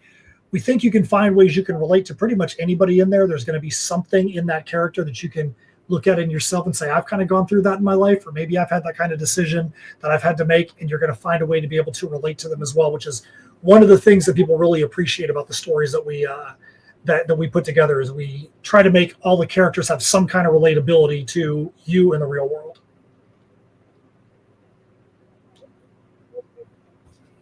Everybody, go check out this book, Heirs of Isildur. Like I said, I don't know. Because I know I stole Daphne's copies. It's okay. We'll allow you to steal them. We'll allow you. All right. I stole her copies. I don't know if she ordered this batch. I gotta see. All right, but yeah, this looks awesome, man. I mean, you guys have been at this. How long have you and Steph been doing this? We started working together in January of 18. We both were doing stuff prior to that, but we started putting our heads together in January of 18. So yeah, we definitely got a lot of stuff going on. We have a lot of we have, like I said, we have three titles we're going to have in Kickstarters for this year. We already know what the next two are going to be, and we are super stoked to be able to get all these different things out there into the market. Cool. And if you don't mind me asking, about how many conventions do you do a year? We used to do about 20 to 25, but conventions could also be a one-day comic book store signing or a one-day at a mall show. It doesn't always mean larger shows. I think this year is probably going to be a little bit less because in the industry right now, a lot of the shows are really jacking up the price for you to be able to get there. I know that if you're somebody that attends MegaCon in Florida, MegaCon last year for vendors was like $40 a day just to park. Ouch. And I'm like, if you're paying $40 a day just to park, you still have to rent a hotel room. You got to pay $700 for your artist alley table. I'm like, you got to be slinging a lot of stuff just to break even. And I'm like, if you're just breaking even, you can sit on your couch for the same exact price and not go through all that trouble. So we try to be strategic about what we're doing. Oh, no, I got you. Okay, cool. All right, cool. So go check out Heirs of Isildur. Awesome book. Thank you. Thank you. All right, Marcus, you're up. Oh, wait a second. with his book. Oh, wait a second. Hold on. I didn't see this. To the wolves like that. Come on, I know. y'all. Get this guy, you know? Oh my God! No transition. Nothing. You just blew the Okay, we're balls doing a off. special Come on, you gotta thing because I fluff 'em, gave JD early access to share the Oh. Is that what campaign happened? because we're not live yet, so he can actually There we do go. a Look private at you. preview of what we got so far. So this is something I want to do because the campaign page is about 80% there. I'm still Okay. chipping away at it, but it's going to have the majority of things that we go through. So we've been talking up this one for pre-launch for a while. This is Slight Return, a supernatural rock and roll thriller. This comes courtesy of scribe Rob Pilkington and artist Heather Vaughn. This follows the story of Theo Van Every, who's a bit of an entitled rock star brat who decides to go to her family's Louisiana mansion to do a little R&R, work on her next project, only to discover that maybe a little bit something sinister is afoot there. So this is going to be our first project in 2025. We're launching out, and between Odyssey and Paradox we got going right now, this is the 17th or 18th campaign that we've done. So we're starting to get up there in the number count right now. So this is going to be a 48-page graphic novel, not quite a full-length graphic novel, but not quite like, you know, a shorter one-shot. It's kind of in that, I think, kind of sexy, like in between spot. So where it feels like a good chunky read, but doesn't take too long. And of course, you know, not quite as expensive for us to produce too. So we're going to be trying to come in and give people like a little bit something different with this one. Oh, cool. Now, okay, so now you have your business model. So you're a publisher. Yep. For other creators, right? And you know you're in here and always welcome all the time. Now I'm curious, like, how do you find projects, and how do projects find you? It's a little bit of back and forth. One is that Odyssey is different because we take open submissions all the time. So you can just go on odyssey.com, go to our submissions page. You got an idea, you can fire it off to me. Usually I try to be good and get back to everyone, but you know, it becomes harder as more stuff goes on. But as we started to go through some of the things here too, this is too, if we could double back. And I know we were talking about this a little bit earlier, but yeah, we're doing our hardcover edition that we're going to have coming out. That's going to be a key thing for us because the hardcovers is kind of what we start pivoting towards too with the direct market. So after this campaign that's successful, like this will probably be the version that you'll actually see in stores and will pop up and become available. So our pipeline from Kickstarter to direct market is very linear, and we're trying to do a very particular kind of book that we cater into the direct market, going more for standard book distribution retail than comic shop retail, and try to make a book I think that's like a little bit different. That's floppies are hard sometimes, especially in the indie market. It seems like people are kind of starting to move away from them in some respects. I've noticed that cons is becoming harder and harder to do it. So what I noticed is that it's easier for me to sell a graphic novel at $15, $20, $25 than it is for me to sell a $5 comic book. And it's a crazy thing. And some shops now straight up telling me they won't even take floppies anymore. They only want trades. They only want graphic novels from the indies. So it's a sort of cater both where the audiences are going to and what some of the retailers are going to. We're going to be doing more. Of course, we were always going to collect our trade paperbacks together, but we're going to be doing more projects that are both attractive in the vein for Kickstarter for our direct-to-customer model and attractive for readers and retailers in the direct market too. All right, cool. So I mean, are you doing? I mean, is it obviously there's a huge price point issue, you know, between a floppy and a hardcover? Is that like the main reason you're doing that? Not really. Thankfully, with our print network, we could do things pretty economically, and some of that value we get to pass back down to the consumer too. So while some people, you know, maybe a floppy from Kickstarter will cost you $15, you know, they'll be able to get either a paperback for I think $20 in this campaign, or you'll be able to get the hardcover edition. I think it starts at $35, bundled with the digital PDF and everything too. So I think for people who want that more premium book, who want that more premium feel, and also something they can knock around. You can shove it in your backpack. You can lend it to a friend. You can put it on your shelf. It doesn't have to stay in a long box or anything like that. Could be a more attractive book with them. And we experimented with this when we did Iberian Curse of the Crown, and the hardcovers come in heavy for us, and people really, really do like getting that hardcover book, and they will spend the extra amount of money to have that over doing a paperback or having several floppies they have to get. Okay, cool. Now, just out of curiosity, you printing domestically or you going overseas? We do either or, depending on where the volume at. My domestic print network is cheap enough and affordable enough for me. I could do it domestically, no problem with Kickstarter proceeds. If we really, really like knock it out of the ballpark where we are hitting that volume and where we could go overseas, then it will go that way. All right, cool.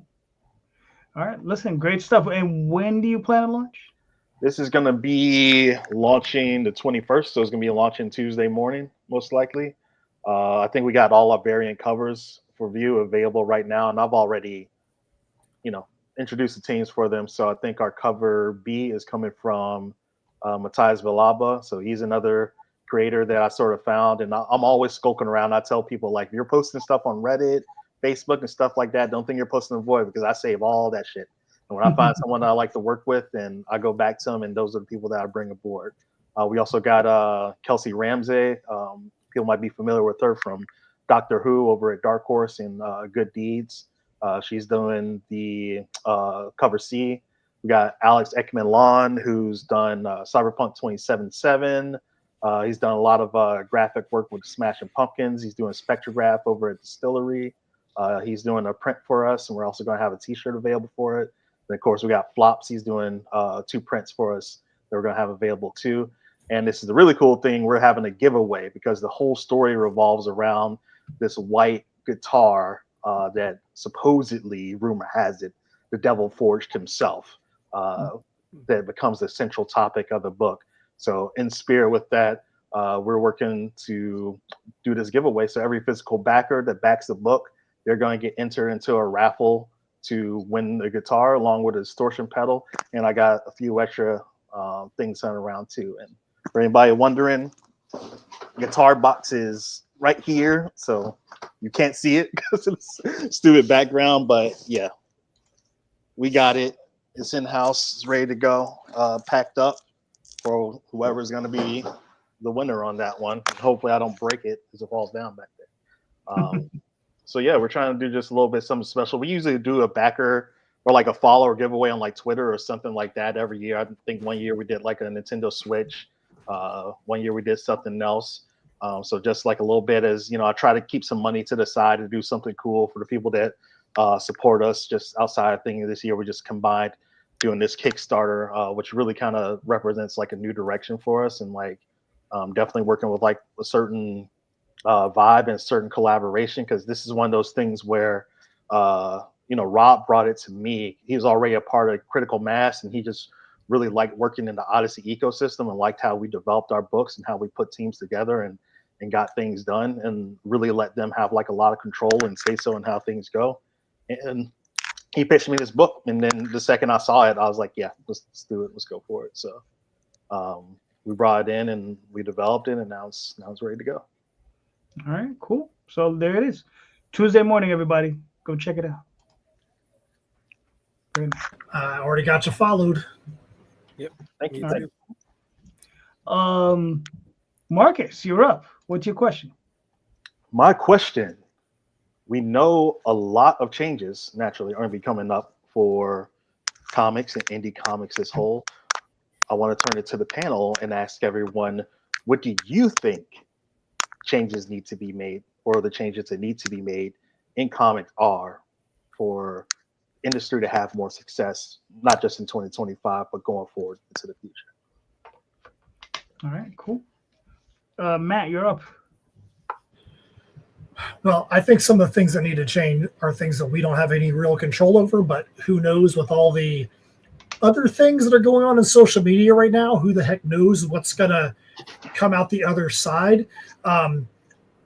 Being able to promote your title through social media in ways that don't get hidden and thwarted and put basically into the digital garbage can is going to be huge, because if you're on Facebook, your posts get downvoted. If you send an email, if you send out your own newsletter, it goes into like the updates folder on Gmail. There's like just stuff goes into so many places where people don't even know. So then you feel like, well, I've got to go and promote it more through more different platforms. Then you have that one dude that's like, I've just got this same thing at 7 different times in 7 different ways. You're driving me nuts. But you have somebody else inevitably that's going to say, oh, I didn't even know you had a new title out. When did this happen?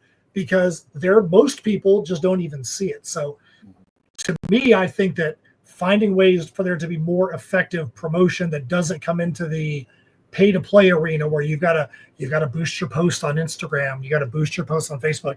If there was a way for that to happen, I think that would be great. All right, cool. Tom, what are you thinking? Yeah, none of that's going to happen, Matt. Sorry. Of course it isn't. None but I can speak in a utopian view. Well, Yeah, it's social not going to media- happen because they want you to get on their advertising paid ad. That's correct. That's correct. Yeah, so that's pie in the sky. We love it. We all agree with that. That's not going to happen. It does need to be fixed, but the powers that be are going to fix that. And the one app that does actually do what it's supposed to be is the one that the government decided they wanted to ban. Because Chinese people are getting our data from the wrong place. They're supposed to get their data from Facebook and Meta, not from over there. People are saying that it's back up. It is back, but it's a different show. It Still is back, but it is not back. If you did not have it, you cannot go get it right now. It's technically, yeah. But again, that was the one place that actually worked, that you could actually train the algorithm to work for you. And government doesn't want that. Government doesn't want free floating ideas. We've probably been shadow banned on this show as of right now. We're probably off the air and it's gone. So I'm sorry about that, but this is the truth. And they want your advertising dollars. Facebook wants you to pay to have your stuff, reach the people that want to follow you. It's all fucked, guys. It's all fucked. So what needs to change is kind of like what I talked about earlier, is you personally have to change. You have to take yourself out of the noise. You have to take yourself a little more seriously, maybe. And when I say you, I mean me too. Don't get this twisted. This is me too, kind of figuring some things out. You have to take yourself out of the noise. You have to elevate what you're doing. You have to be consistent with what you're doing. One of the ways that you can sort of help yourself as far as people knowing what's coming is plan way out and tell people that it's happening. Don't just be like, well, we're going to launch, I don't know, April, May, June, sometime. No, it's June 3rd. We're doing it June 3rd. Now, that doesn't mean you can't make an alteration. If something happens, you need to make an alteration. But if you at least have a focal point in your followers' head, June 3rd, June 3rd, June 3rd. Well, it's going to be the 5th. Okay, the 5th. Fine. You're at least in that zone, right? Consistency, planning ahead, and just elevating how you do. I've talked about branding yourself over and over again. There's too many people that still are posting shit that don't even have their logo on it. Like, I don't know what I'm looking at, guys. So it may be a cool image, but what the hell am I looking at? Anything that you can do to make somebody click on your event or your Kickstarter or whatever it is, just fucking load it up with your branding. You are never going to see a Pepsi ad that doesn't say buy Pepsi. It's not going to say, here's a cola. No, it's going to be Pepsi. It's going to be the logo. They're going to tell you over and over and over again. So brand yourself and level up yourself as an entity, whether it's an entity as a creator and a artist or writer or whatever, whether it's an entity as a publisher, an entity as a specific title in a book. Everything needs to just sort of level up to become. We live in a visual age. We live in a headline society. They don't want to know what's inside. They want to know the title. They want to see the picture, and that's how they determine if they're going to click on it. So if they don't have all the information, they're not going to click on it. So help yourself out in that regard. And that'd be about it. That's what I think you got to do. Is it's got to be an inner focus. You can't change social media. You can't change Diamond. You can't change what retailers are going to buy or not going to buy. All you can do is affect the customer base to potentially have a better chance to buy what it is that you're trying to put in their hands. So bring your focus inward. The industry, again, listen, the industry of all industries, it's all collapsing. All of it. Stores are closing, Party City's gone, restaurants are closed. It's all going away because so much of it can just be done at home. You know, people can just sit at home and literally click on a button and be like, I want that book. I want that book. I want that book. That's it. That's all they got to do. They don't have to get in a car, spend gas, drive 45 minutes to a store, come back. It's all changing. And it's not just comics. Everything from a brick and mortar type of situation is changing. And the brick and mortar people need to do the same thing. They need to focus inward. They need to figure out how to bring people to their stores. They need to say, look, we're doing events at this comic book store, whether it's gaming, whether it's store signings, whether it's, you know, whatever it happens to be, you know, sort of mini conventions within their stores. Everything has to be sort of level yourself up first. Yes, we talk about the rising tide and all that kind of stuff. And to a degree that works. But if you yourself are not, building yourself a better boat, then you're relying on everybody else to do the work. That's true. And a rising tide can't sink a ship. Anyway. if you're tied down too tight, yes. Yep. Jay, what are your thoughts? Yeah, as an industry as a whole, if you're a larger name creator, if you're any creator, you need to keep your dick in your pants. How about that? You need to stop being a fucking sexual predator because you're costing not just yourself, your future, but a lot of other people money. How many books of yours will not get reordered because of the stigma that is attached with your name? So if that's the case, how many people are not going to be getting their residuals? How many shows that can feature comic book properties be axed now because you couldn't keep your dick in your fucking pants, and everybody else that was part of that production team will no longer be working? How many shops that were depending on the sales of your books when the shows were supposed to come up, especially now in this fragile time, will not be sold because you couldn't keep your dick in your fucking pants? That's what needs to one of the things that needs to change to protect the industry. Keep your dick in your fucking pants. You didn't have to call me out like this on live. Jesus Christ. We'll talk offline about it. As a matter of fact, he's going to beat you later on. And what do you think is not going to be in his pants? Right off the bat, production of Good Omens season 3 has been halted. Right? And it's like, really? Fuck. How many people are not going to be out of work? Right? I mean, we already know somebody that did work for Good Omens is doing work now with I got to edit one of my books and take a quote out of it. It's like shit, man. Right? But that affects you. There's a trickle down effect, man. You know what I'm saying? Mm-hmm. And it's like, you don't get it. You don't get it. Fucking, you built yourself up to a certain fucking level. Pay attention, man. Because now you have become a brand yourself. And that is going to affect a lot of fucking people, man. True enough. So, Marcus, for my thing, what was the question again? What do you think needs to change for comics to have more success in the future? Wow. I should have paid attention. Well, I think for comics to have success in the future, and specifically indie comics, I mean, Marvel and DC are going to be fine. Yeah, I'm not worried. I'm not talking about them. They're going to be fine.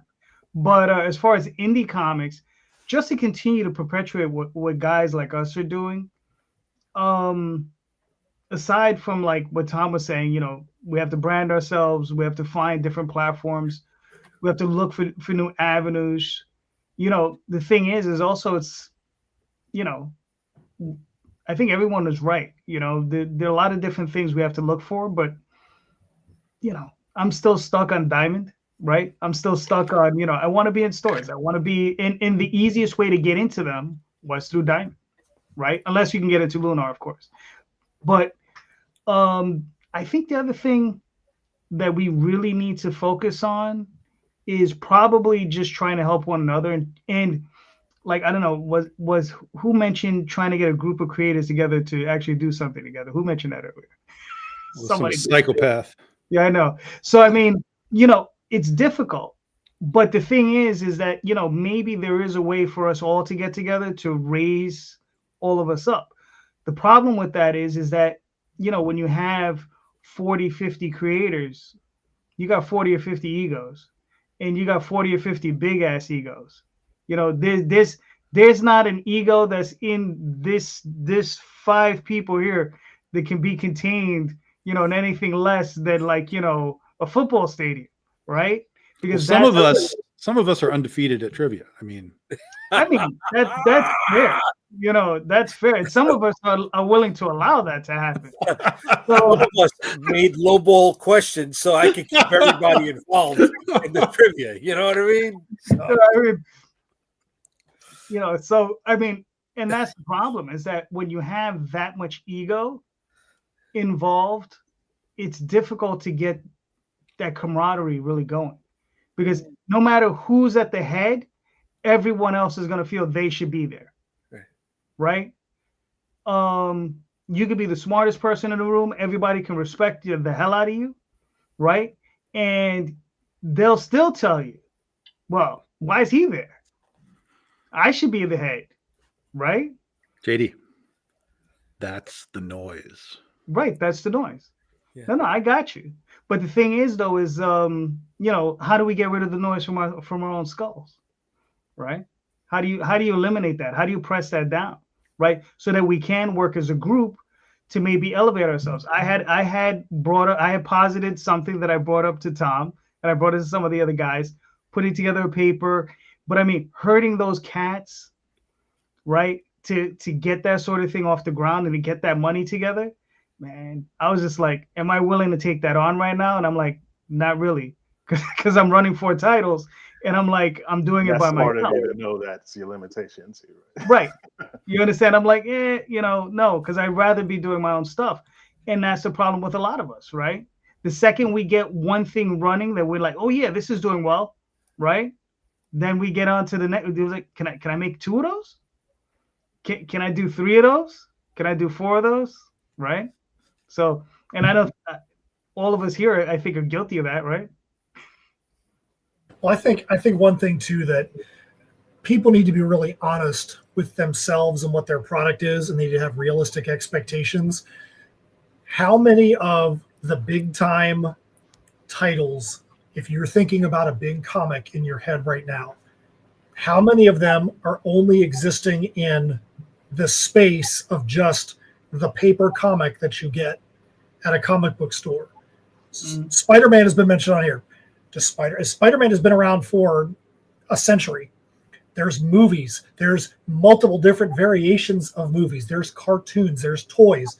There's all these different things. Spider-Man doesn't need a comic to exist and be a wildly popular product.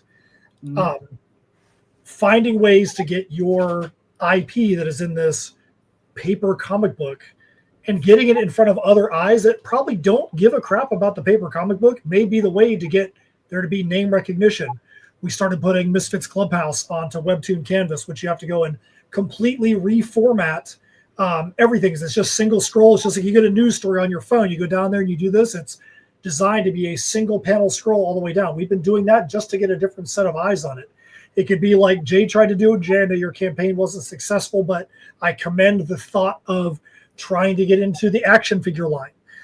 You're trying to do something different, because there could be somebody that's like, well, I don't care about comics, but oh, cool, I can go get, one of your characters. They like your action figure, and that may be the hook that gets them into the other thing. It just may be the thing to put the name out there for name recognition. I can tell you, doing some of the shows that I do where I'm an interviewer, I'm the MC, and I'm up there with people from Scream, and I've got like thousands of people in the audience. I look at some of the people that are there, and they're like, there's people from movies that are 40 years old that people are just dying to go get a signature from anybody that was on that movie because it's name recognition. How many people here even remember Halloween 3? But there is a fan base out there that is literally dedicated to just that movie because it was such a different type of movie for Halloween. They're dedicated to that because of the name recognition of the Halloween franchise. How can you find a way to get what you're doing? If it only exists in that one paper comic, you're limiting your audience to only ever being that. So that to me is the big thing. How can you break it out of there? That's why I do metal music. That's why there's fans out there that know of our stuff only because they've got the vinyl. And I'm like, oh, but there's a comic that goes with this too. That's pretty cool. But they know who the heirs of Isildur characters are. They know the stories, and they can kind of go from there. That's my soapbox. Halloween 3, is that the one with the masks? Yep. Yes. Oh, okay, yeah. I did a panel with. That was my favorite one. I did a panel with it was the 42-year reunion with all the main characters from that. And it was crazy. I did it right after the It guys. So I had a bunch of guys that were late teens, early 20s from It. And the crowd loved them. The next panel was the reunion for Halloween 3. Everybody was in their mid-70s. The audience literally reacted to them both exactly the same because there was a fan base out there that enjoyed that. There was name recognition, and that was really big for me. Didn't they follow up on the mask in one of the later Halloweens? They put the masks as just Halloween masks in the recent trilogy that they did. They just had kids in the mask as I didn't see it. an Easter egg. Yeah. Okay. All right, gentlemen. So before I ask, Tom, do you have a question you want to ask? Nope. Nope. You got anything? Nope. No, you know what? I think it's been pretty good so far. These are pretty good so far. I'm good. All right. I'm good. All right. So here's a question for you guys. See, we're talking about Diamond. We're talking about distribution. Have any of you used an alternative distribution source? If you don't mind me asking, what are they? You don't have to divulge it if you don't want to. And do they pay? Right? That's the important part. Do they pay? Has anybody used an alternative distribution source? So, Tom.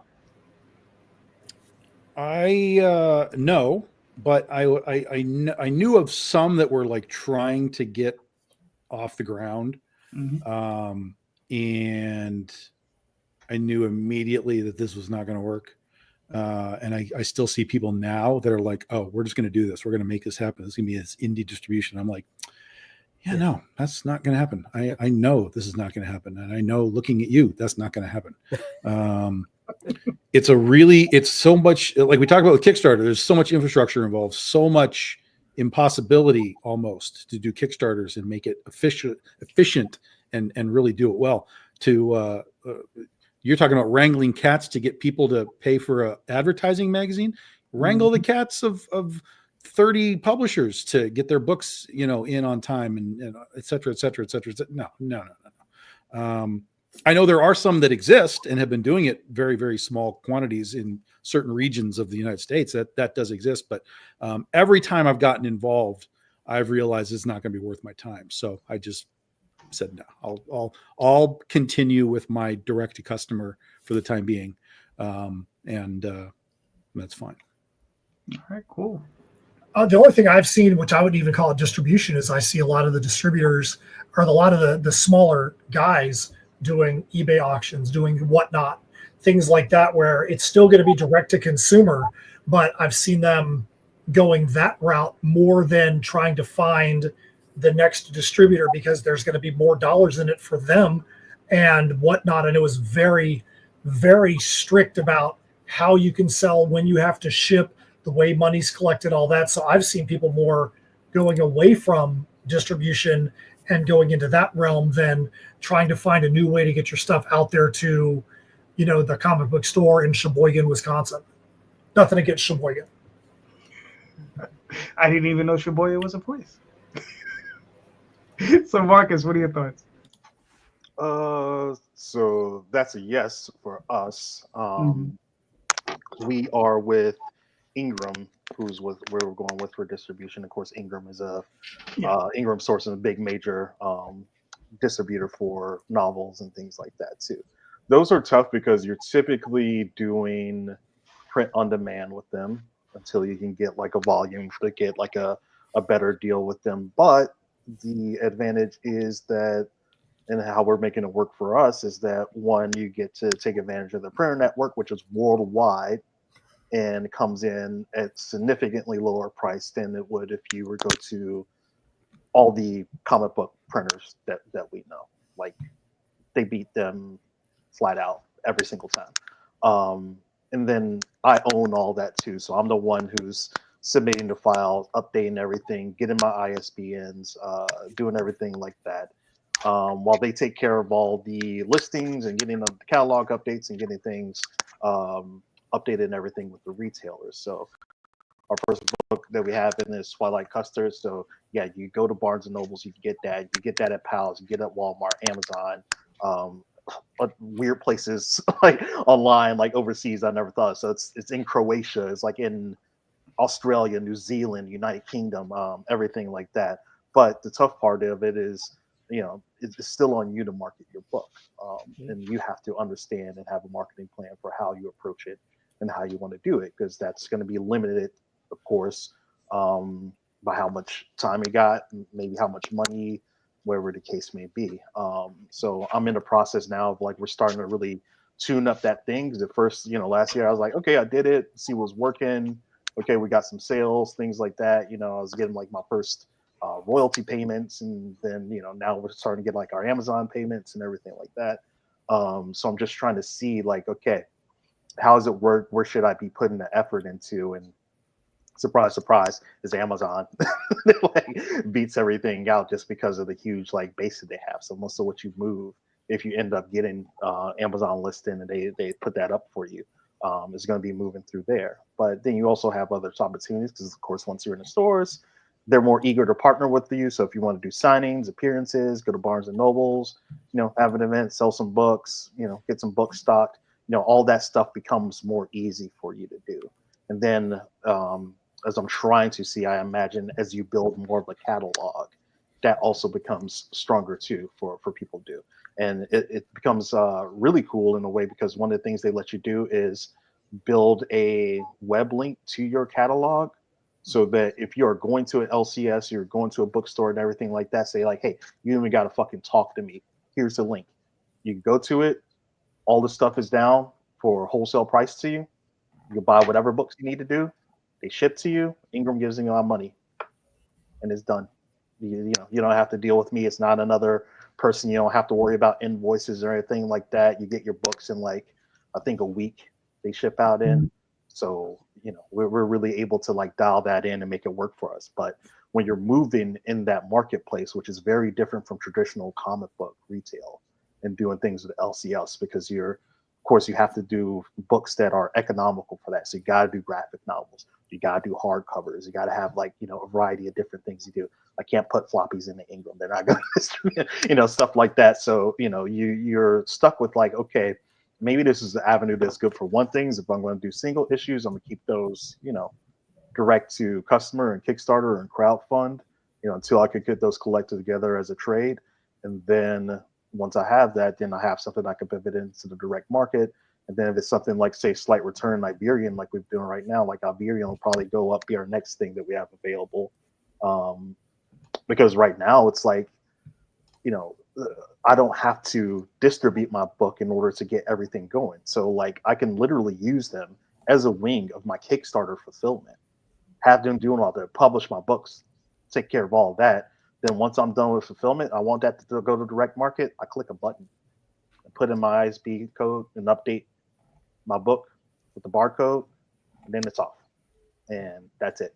And so it's like an easy solution. It's not going to be as lucrative as probably, getting into a traditional resale, like getting into Lunar or something like that is, but it works for me when I'm doing. And typically now that we've built our base on Kickstarter, I don't have to worry about like bringing in big money through the direct market. I got to worry about building up my presence and getting the books out there for people who aren't in that ecosystem who want to find them. And that becomes like the most important part. All right, cool. Jay. Yeah. I've used 3. One based out of the Pacific Northwest. I don't know who the fuck it is anymore. But I never got any money from that one. I remember seeing their pictures. Oh, look, you're here. You're there. A ringing endorsement for their services. Somebody out of Kentucky who had 12 spinner racks between supermarkets and pharmacies. Yep. I got nothing out of that. And then there was the debacle that I was involved in a couple of years back with some Michigonians that ended up with egg on my face. Let's say that. So yeah, going back to what Tom says, fuck all that shit. It's better to invest all that time in building up my own brand, and just I don't need to be another chef in somebody else's kitchen. All right. Tom, don't write that down because that's not going to go on one of your T-shirts. It's going on mine. It's not good enough. Motherfucker, it's gold. I was about to say, Tom's probably gonna say it doesn't hit his What the fuck? Come on, that's fucking golden. Shit, I said it right here. The trademark, copyright, all that other stuff. You know, punto final. There we go. Enough. I don't need to be a chef in somebody else's kitchen. It's no, I hate it when Tom's right. It's just not. It's not at that level. Don't make me ban you again from my friends list. All right. For myself, yeah, I've used some alternative distributors. And yeah, they haven't been very successful. And I think a lot of it just has to do with the fact that the business model is wrong, right?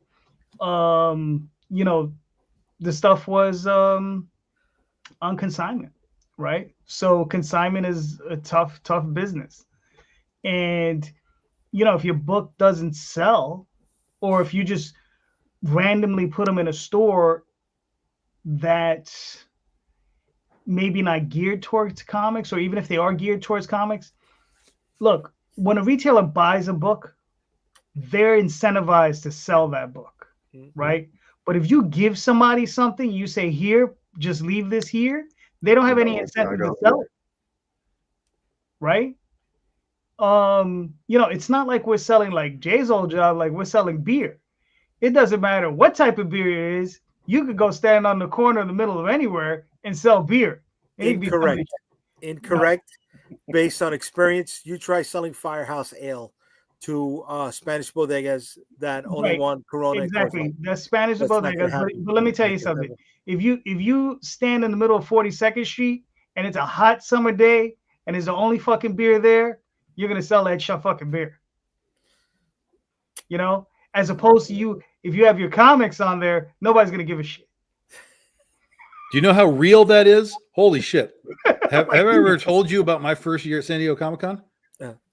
God damn! Here I am thinking I got it made. I'm in the booth. I'm sharing it with guys. Our costs are down.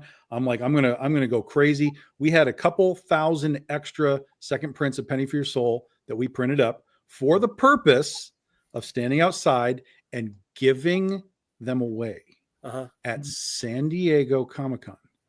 Okay. We stood right at I don't know how many people have been there, but there's a walkway that comes from the train straight to this side, and they make a left and they go right into the convention center. Thousands upon thousands upon thousands of people. Okay. San Diego Comic-Con is 5 days long. I could not give away 2,000 copies to those people in 5 days. They were literally like, I don't want comics. I don't want comics. I don't want comics. Like, holy shit. What year? If you don't mind, this would have been 2010 or 11, probably 11. Yeah. All right. Because one of the things, I don't know if you ever tried this, because I think around 2006, 2005, I don't even remember what year it was, but we would bring cases and cases of the older books that we had done, and they had a freebie table, right? Oh no, I understand the freebie tables, yeah, but I wanted to be out there and be like, I wanted to put it in their hand, and then if anyone had questions, I could be like, we're a brand new publisher. Here's a new #1. There was a little slip in there that said, go to booth, whatever it was. Right. We'll sign it for you, blah, blah, blah, whatever. I wanted that personal thing. I've done I've done those freebie tables. I have no problem doing freebie tables. Yeah. I often ask cons, do you have a freebie table? Here's 50 books to like give away. But the fact that, you know, tens of thousands of people walked by and were like, I don't want comics at a Comic-Con. Mm-hmm. No, it's rough. Whoa. Yeah, I know. That's wild. No, it's wild. Yeah. All right. Jay, you got another question? I got nothing. Marcus? You don't got nothing. It's good. I got something. Not sure if I got another question. No. All right, here I got a simple one. What are you looking forward to? Tom. As far as what? Dude, that's it. It's open. Choose. Pick. It could be anything. I mean, there's not even a movie I'm looking forward to this year, so I don't know, man. Like, even Thunderbolts? Oh, fuck that Thunderbolts, dude. That's trash. That's already trash. Give me a break. Come on, trash. I love Russian Nixon. Trash. I'm the one thing that I'm sort of curious about, and we kind of talked about it here on the show a little bit, is, you know, the difference between floppies and like just like a what they call an OGN, original graphic novel. We're doing our first OGN this year. It's going to be my shark book, and we're doing it in June. So I'm really kind of curious to see, like, okay, what is the collector response to this? Because for my whole career, we've focused on the collectors, you know, to give them that, hey, here's your, you know, your convention exclusive or whatever. When we do Kickstarters, here's your variant cover and so on. This is going to be, here's the book. That's it. Here's the book. We'll have a hardcover. We'll have a soft cover version. But here's the book. It's the equivalent. It'll be like 100 pages. It'll be all new material. We're not going to release it floppy by floppy by floppy and then collect it. It's going to be just a boom. Here's the book. And so I'm really kind of curious to see what the response is, because we've done really well when we've done our trade paperbacks. You know, we did the relaunch of Penny One. We did Critter Volume 5 recently and so on. We did really well with those trades. But now I'm kind of curious as to, you know, will we do similarly well, which would be great, or will there be any sort of a pop from people who are like, oh, I'm in, like, this is the whole story. I'm in, like, I want this whole thing, versus the people that wait for the trade, you know? So I'm kind of curious, and, you know, uptight about what the hell's going to happen with that. That's cool. Matt, what are you looking forward to? Just executing all the things that we have set in place for this year. We saw the way that a lot of creators that are kind of at our level really had a rough second half of 2024. So instead of going on to Kickstarter and trying to force some of our stuff out there, we also had some stuff that was delayed that we needed to regain our full control over it. Let's put it that way. We made sure to just start planning for what we wanted to do in 2025, get past the election, get past the turn of the year. We already know what our next 4 Kickstarters are going to be. We know what our next 6 releases are going to be. Probably our next 6 campaigns are going to be. We've got 2 anthology pieces out there.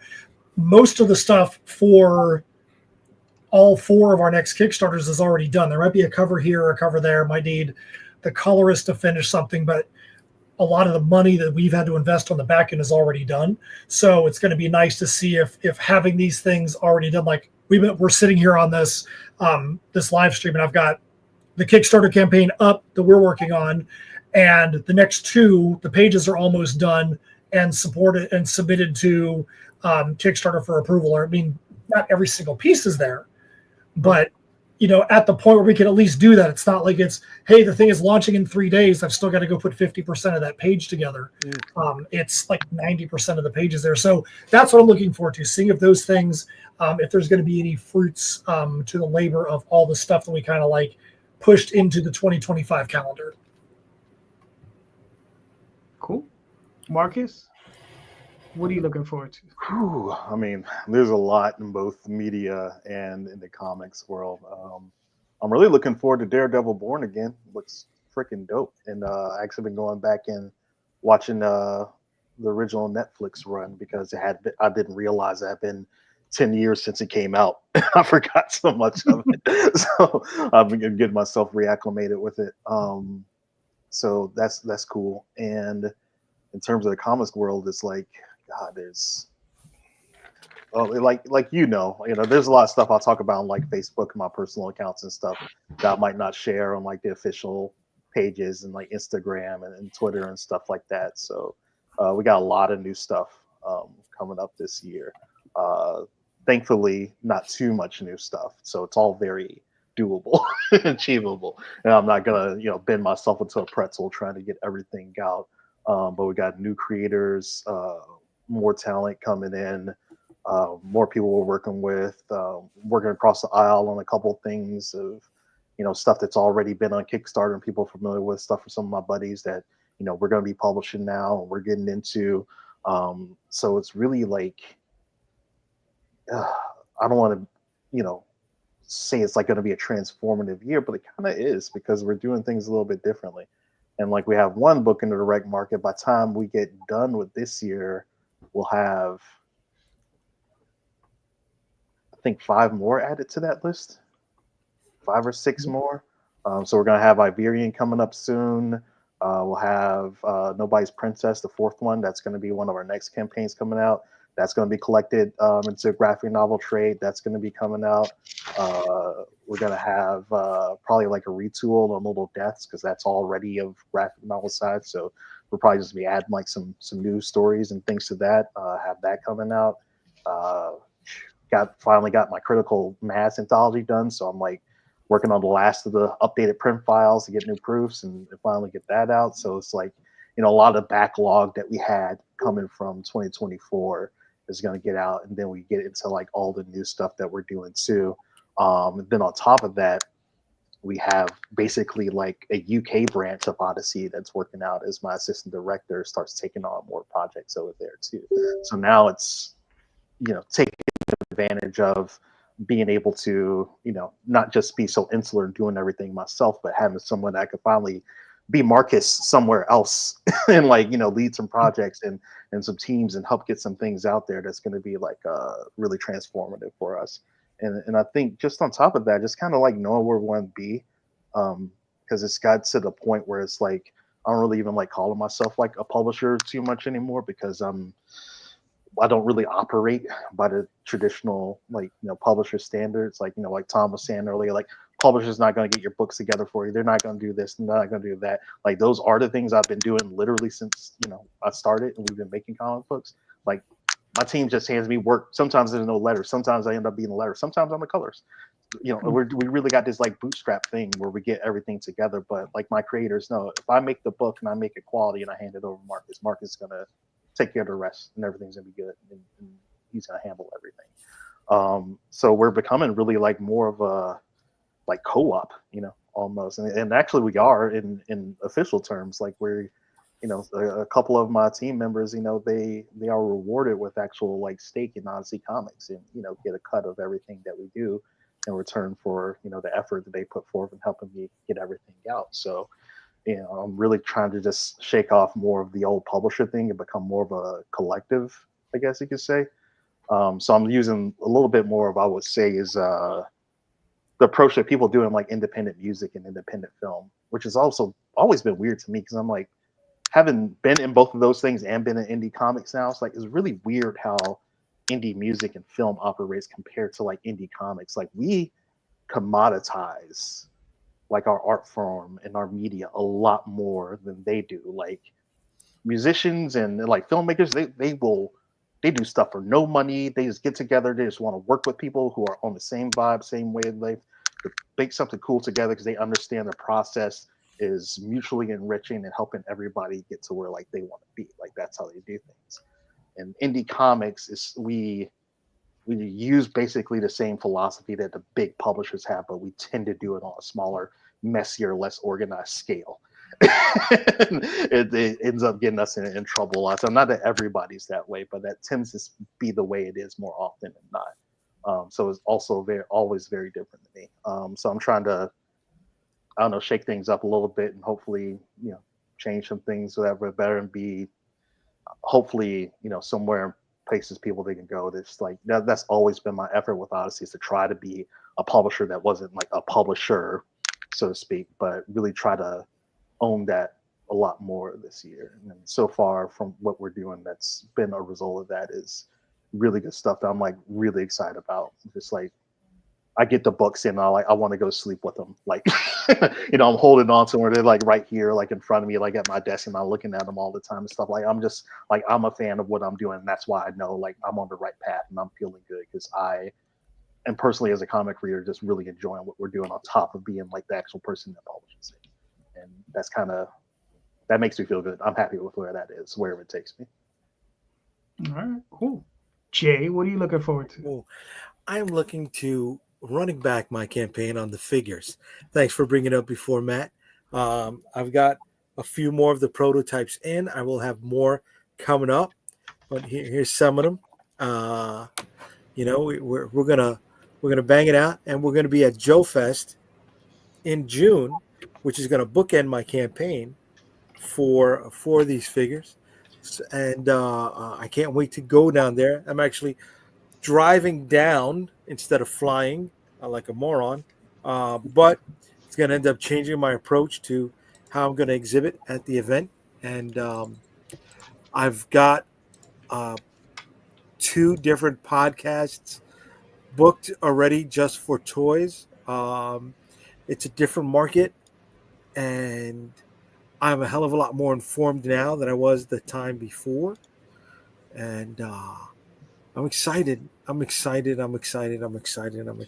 can't wait. So, Jay, that brings up a good thing. I'm going to ask you a question specifically. What's up? From the campaign that you had last time, Yeah. You know what your ask was, what the performance was. Yeah.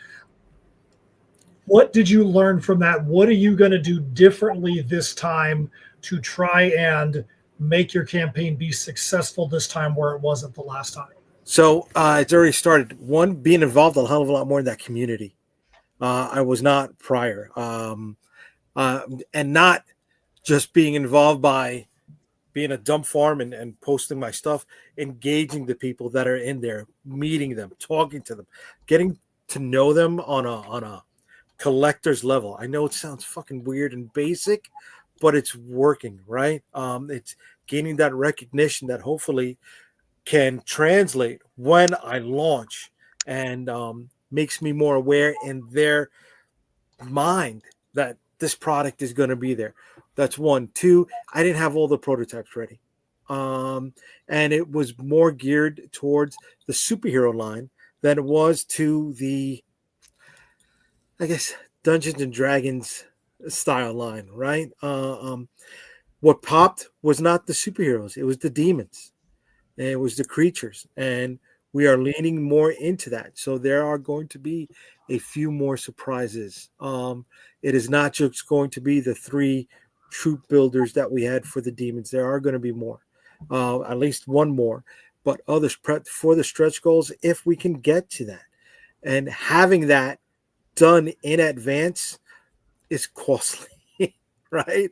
So I need the lead up time also, which I didn't have. I had less than a 45-day lead up time going into that. Another thing is the pictures that I took for the prototypes on the page were not good enough.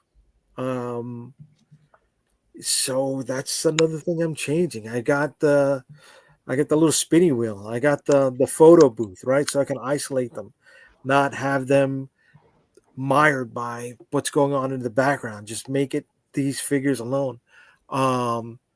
Halfway through the campaign is when we launched the demons, and that's what gave us our big boost. So if we can have those creatures out from the beginning, we have more of an opportunity to capitalize on those dollars. Those are just some of the things. I can't say I have it all figured out, but I'm definitely open to doing the research to figure it out. All right, cool. I'm looking forward to another year of just doing comics, man. In the end, I'm just looking forward to doing more books. I have 4 of them on my plate, and I'm just looking forward to capping off and moving on to some new stuff, which I think is going to be interesting. So we'll see what happens. So gentlemen, we made it to hour 2. Matt, please let us know where we can find you and your work, sir. All right. So right now, the place we want you to go first and foremost is to tinyurl.com/heirs, HEIRS TPP4. That is for the Perilous Prospects 4. Obviously, you can get books 1 through 4 there. It's apocalyptic sci-fi set in a steampunk world. We have 10 days left. We're a few $100s below our minimum ask. So we'd love for you to go over there and join us as an honorary citizen of Shadows Haven and become a part of this campaign with us.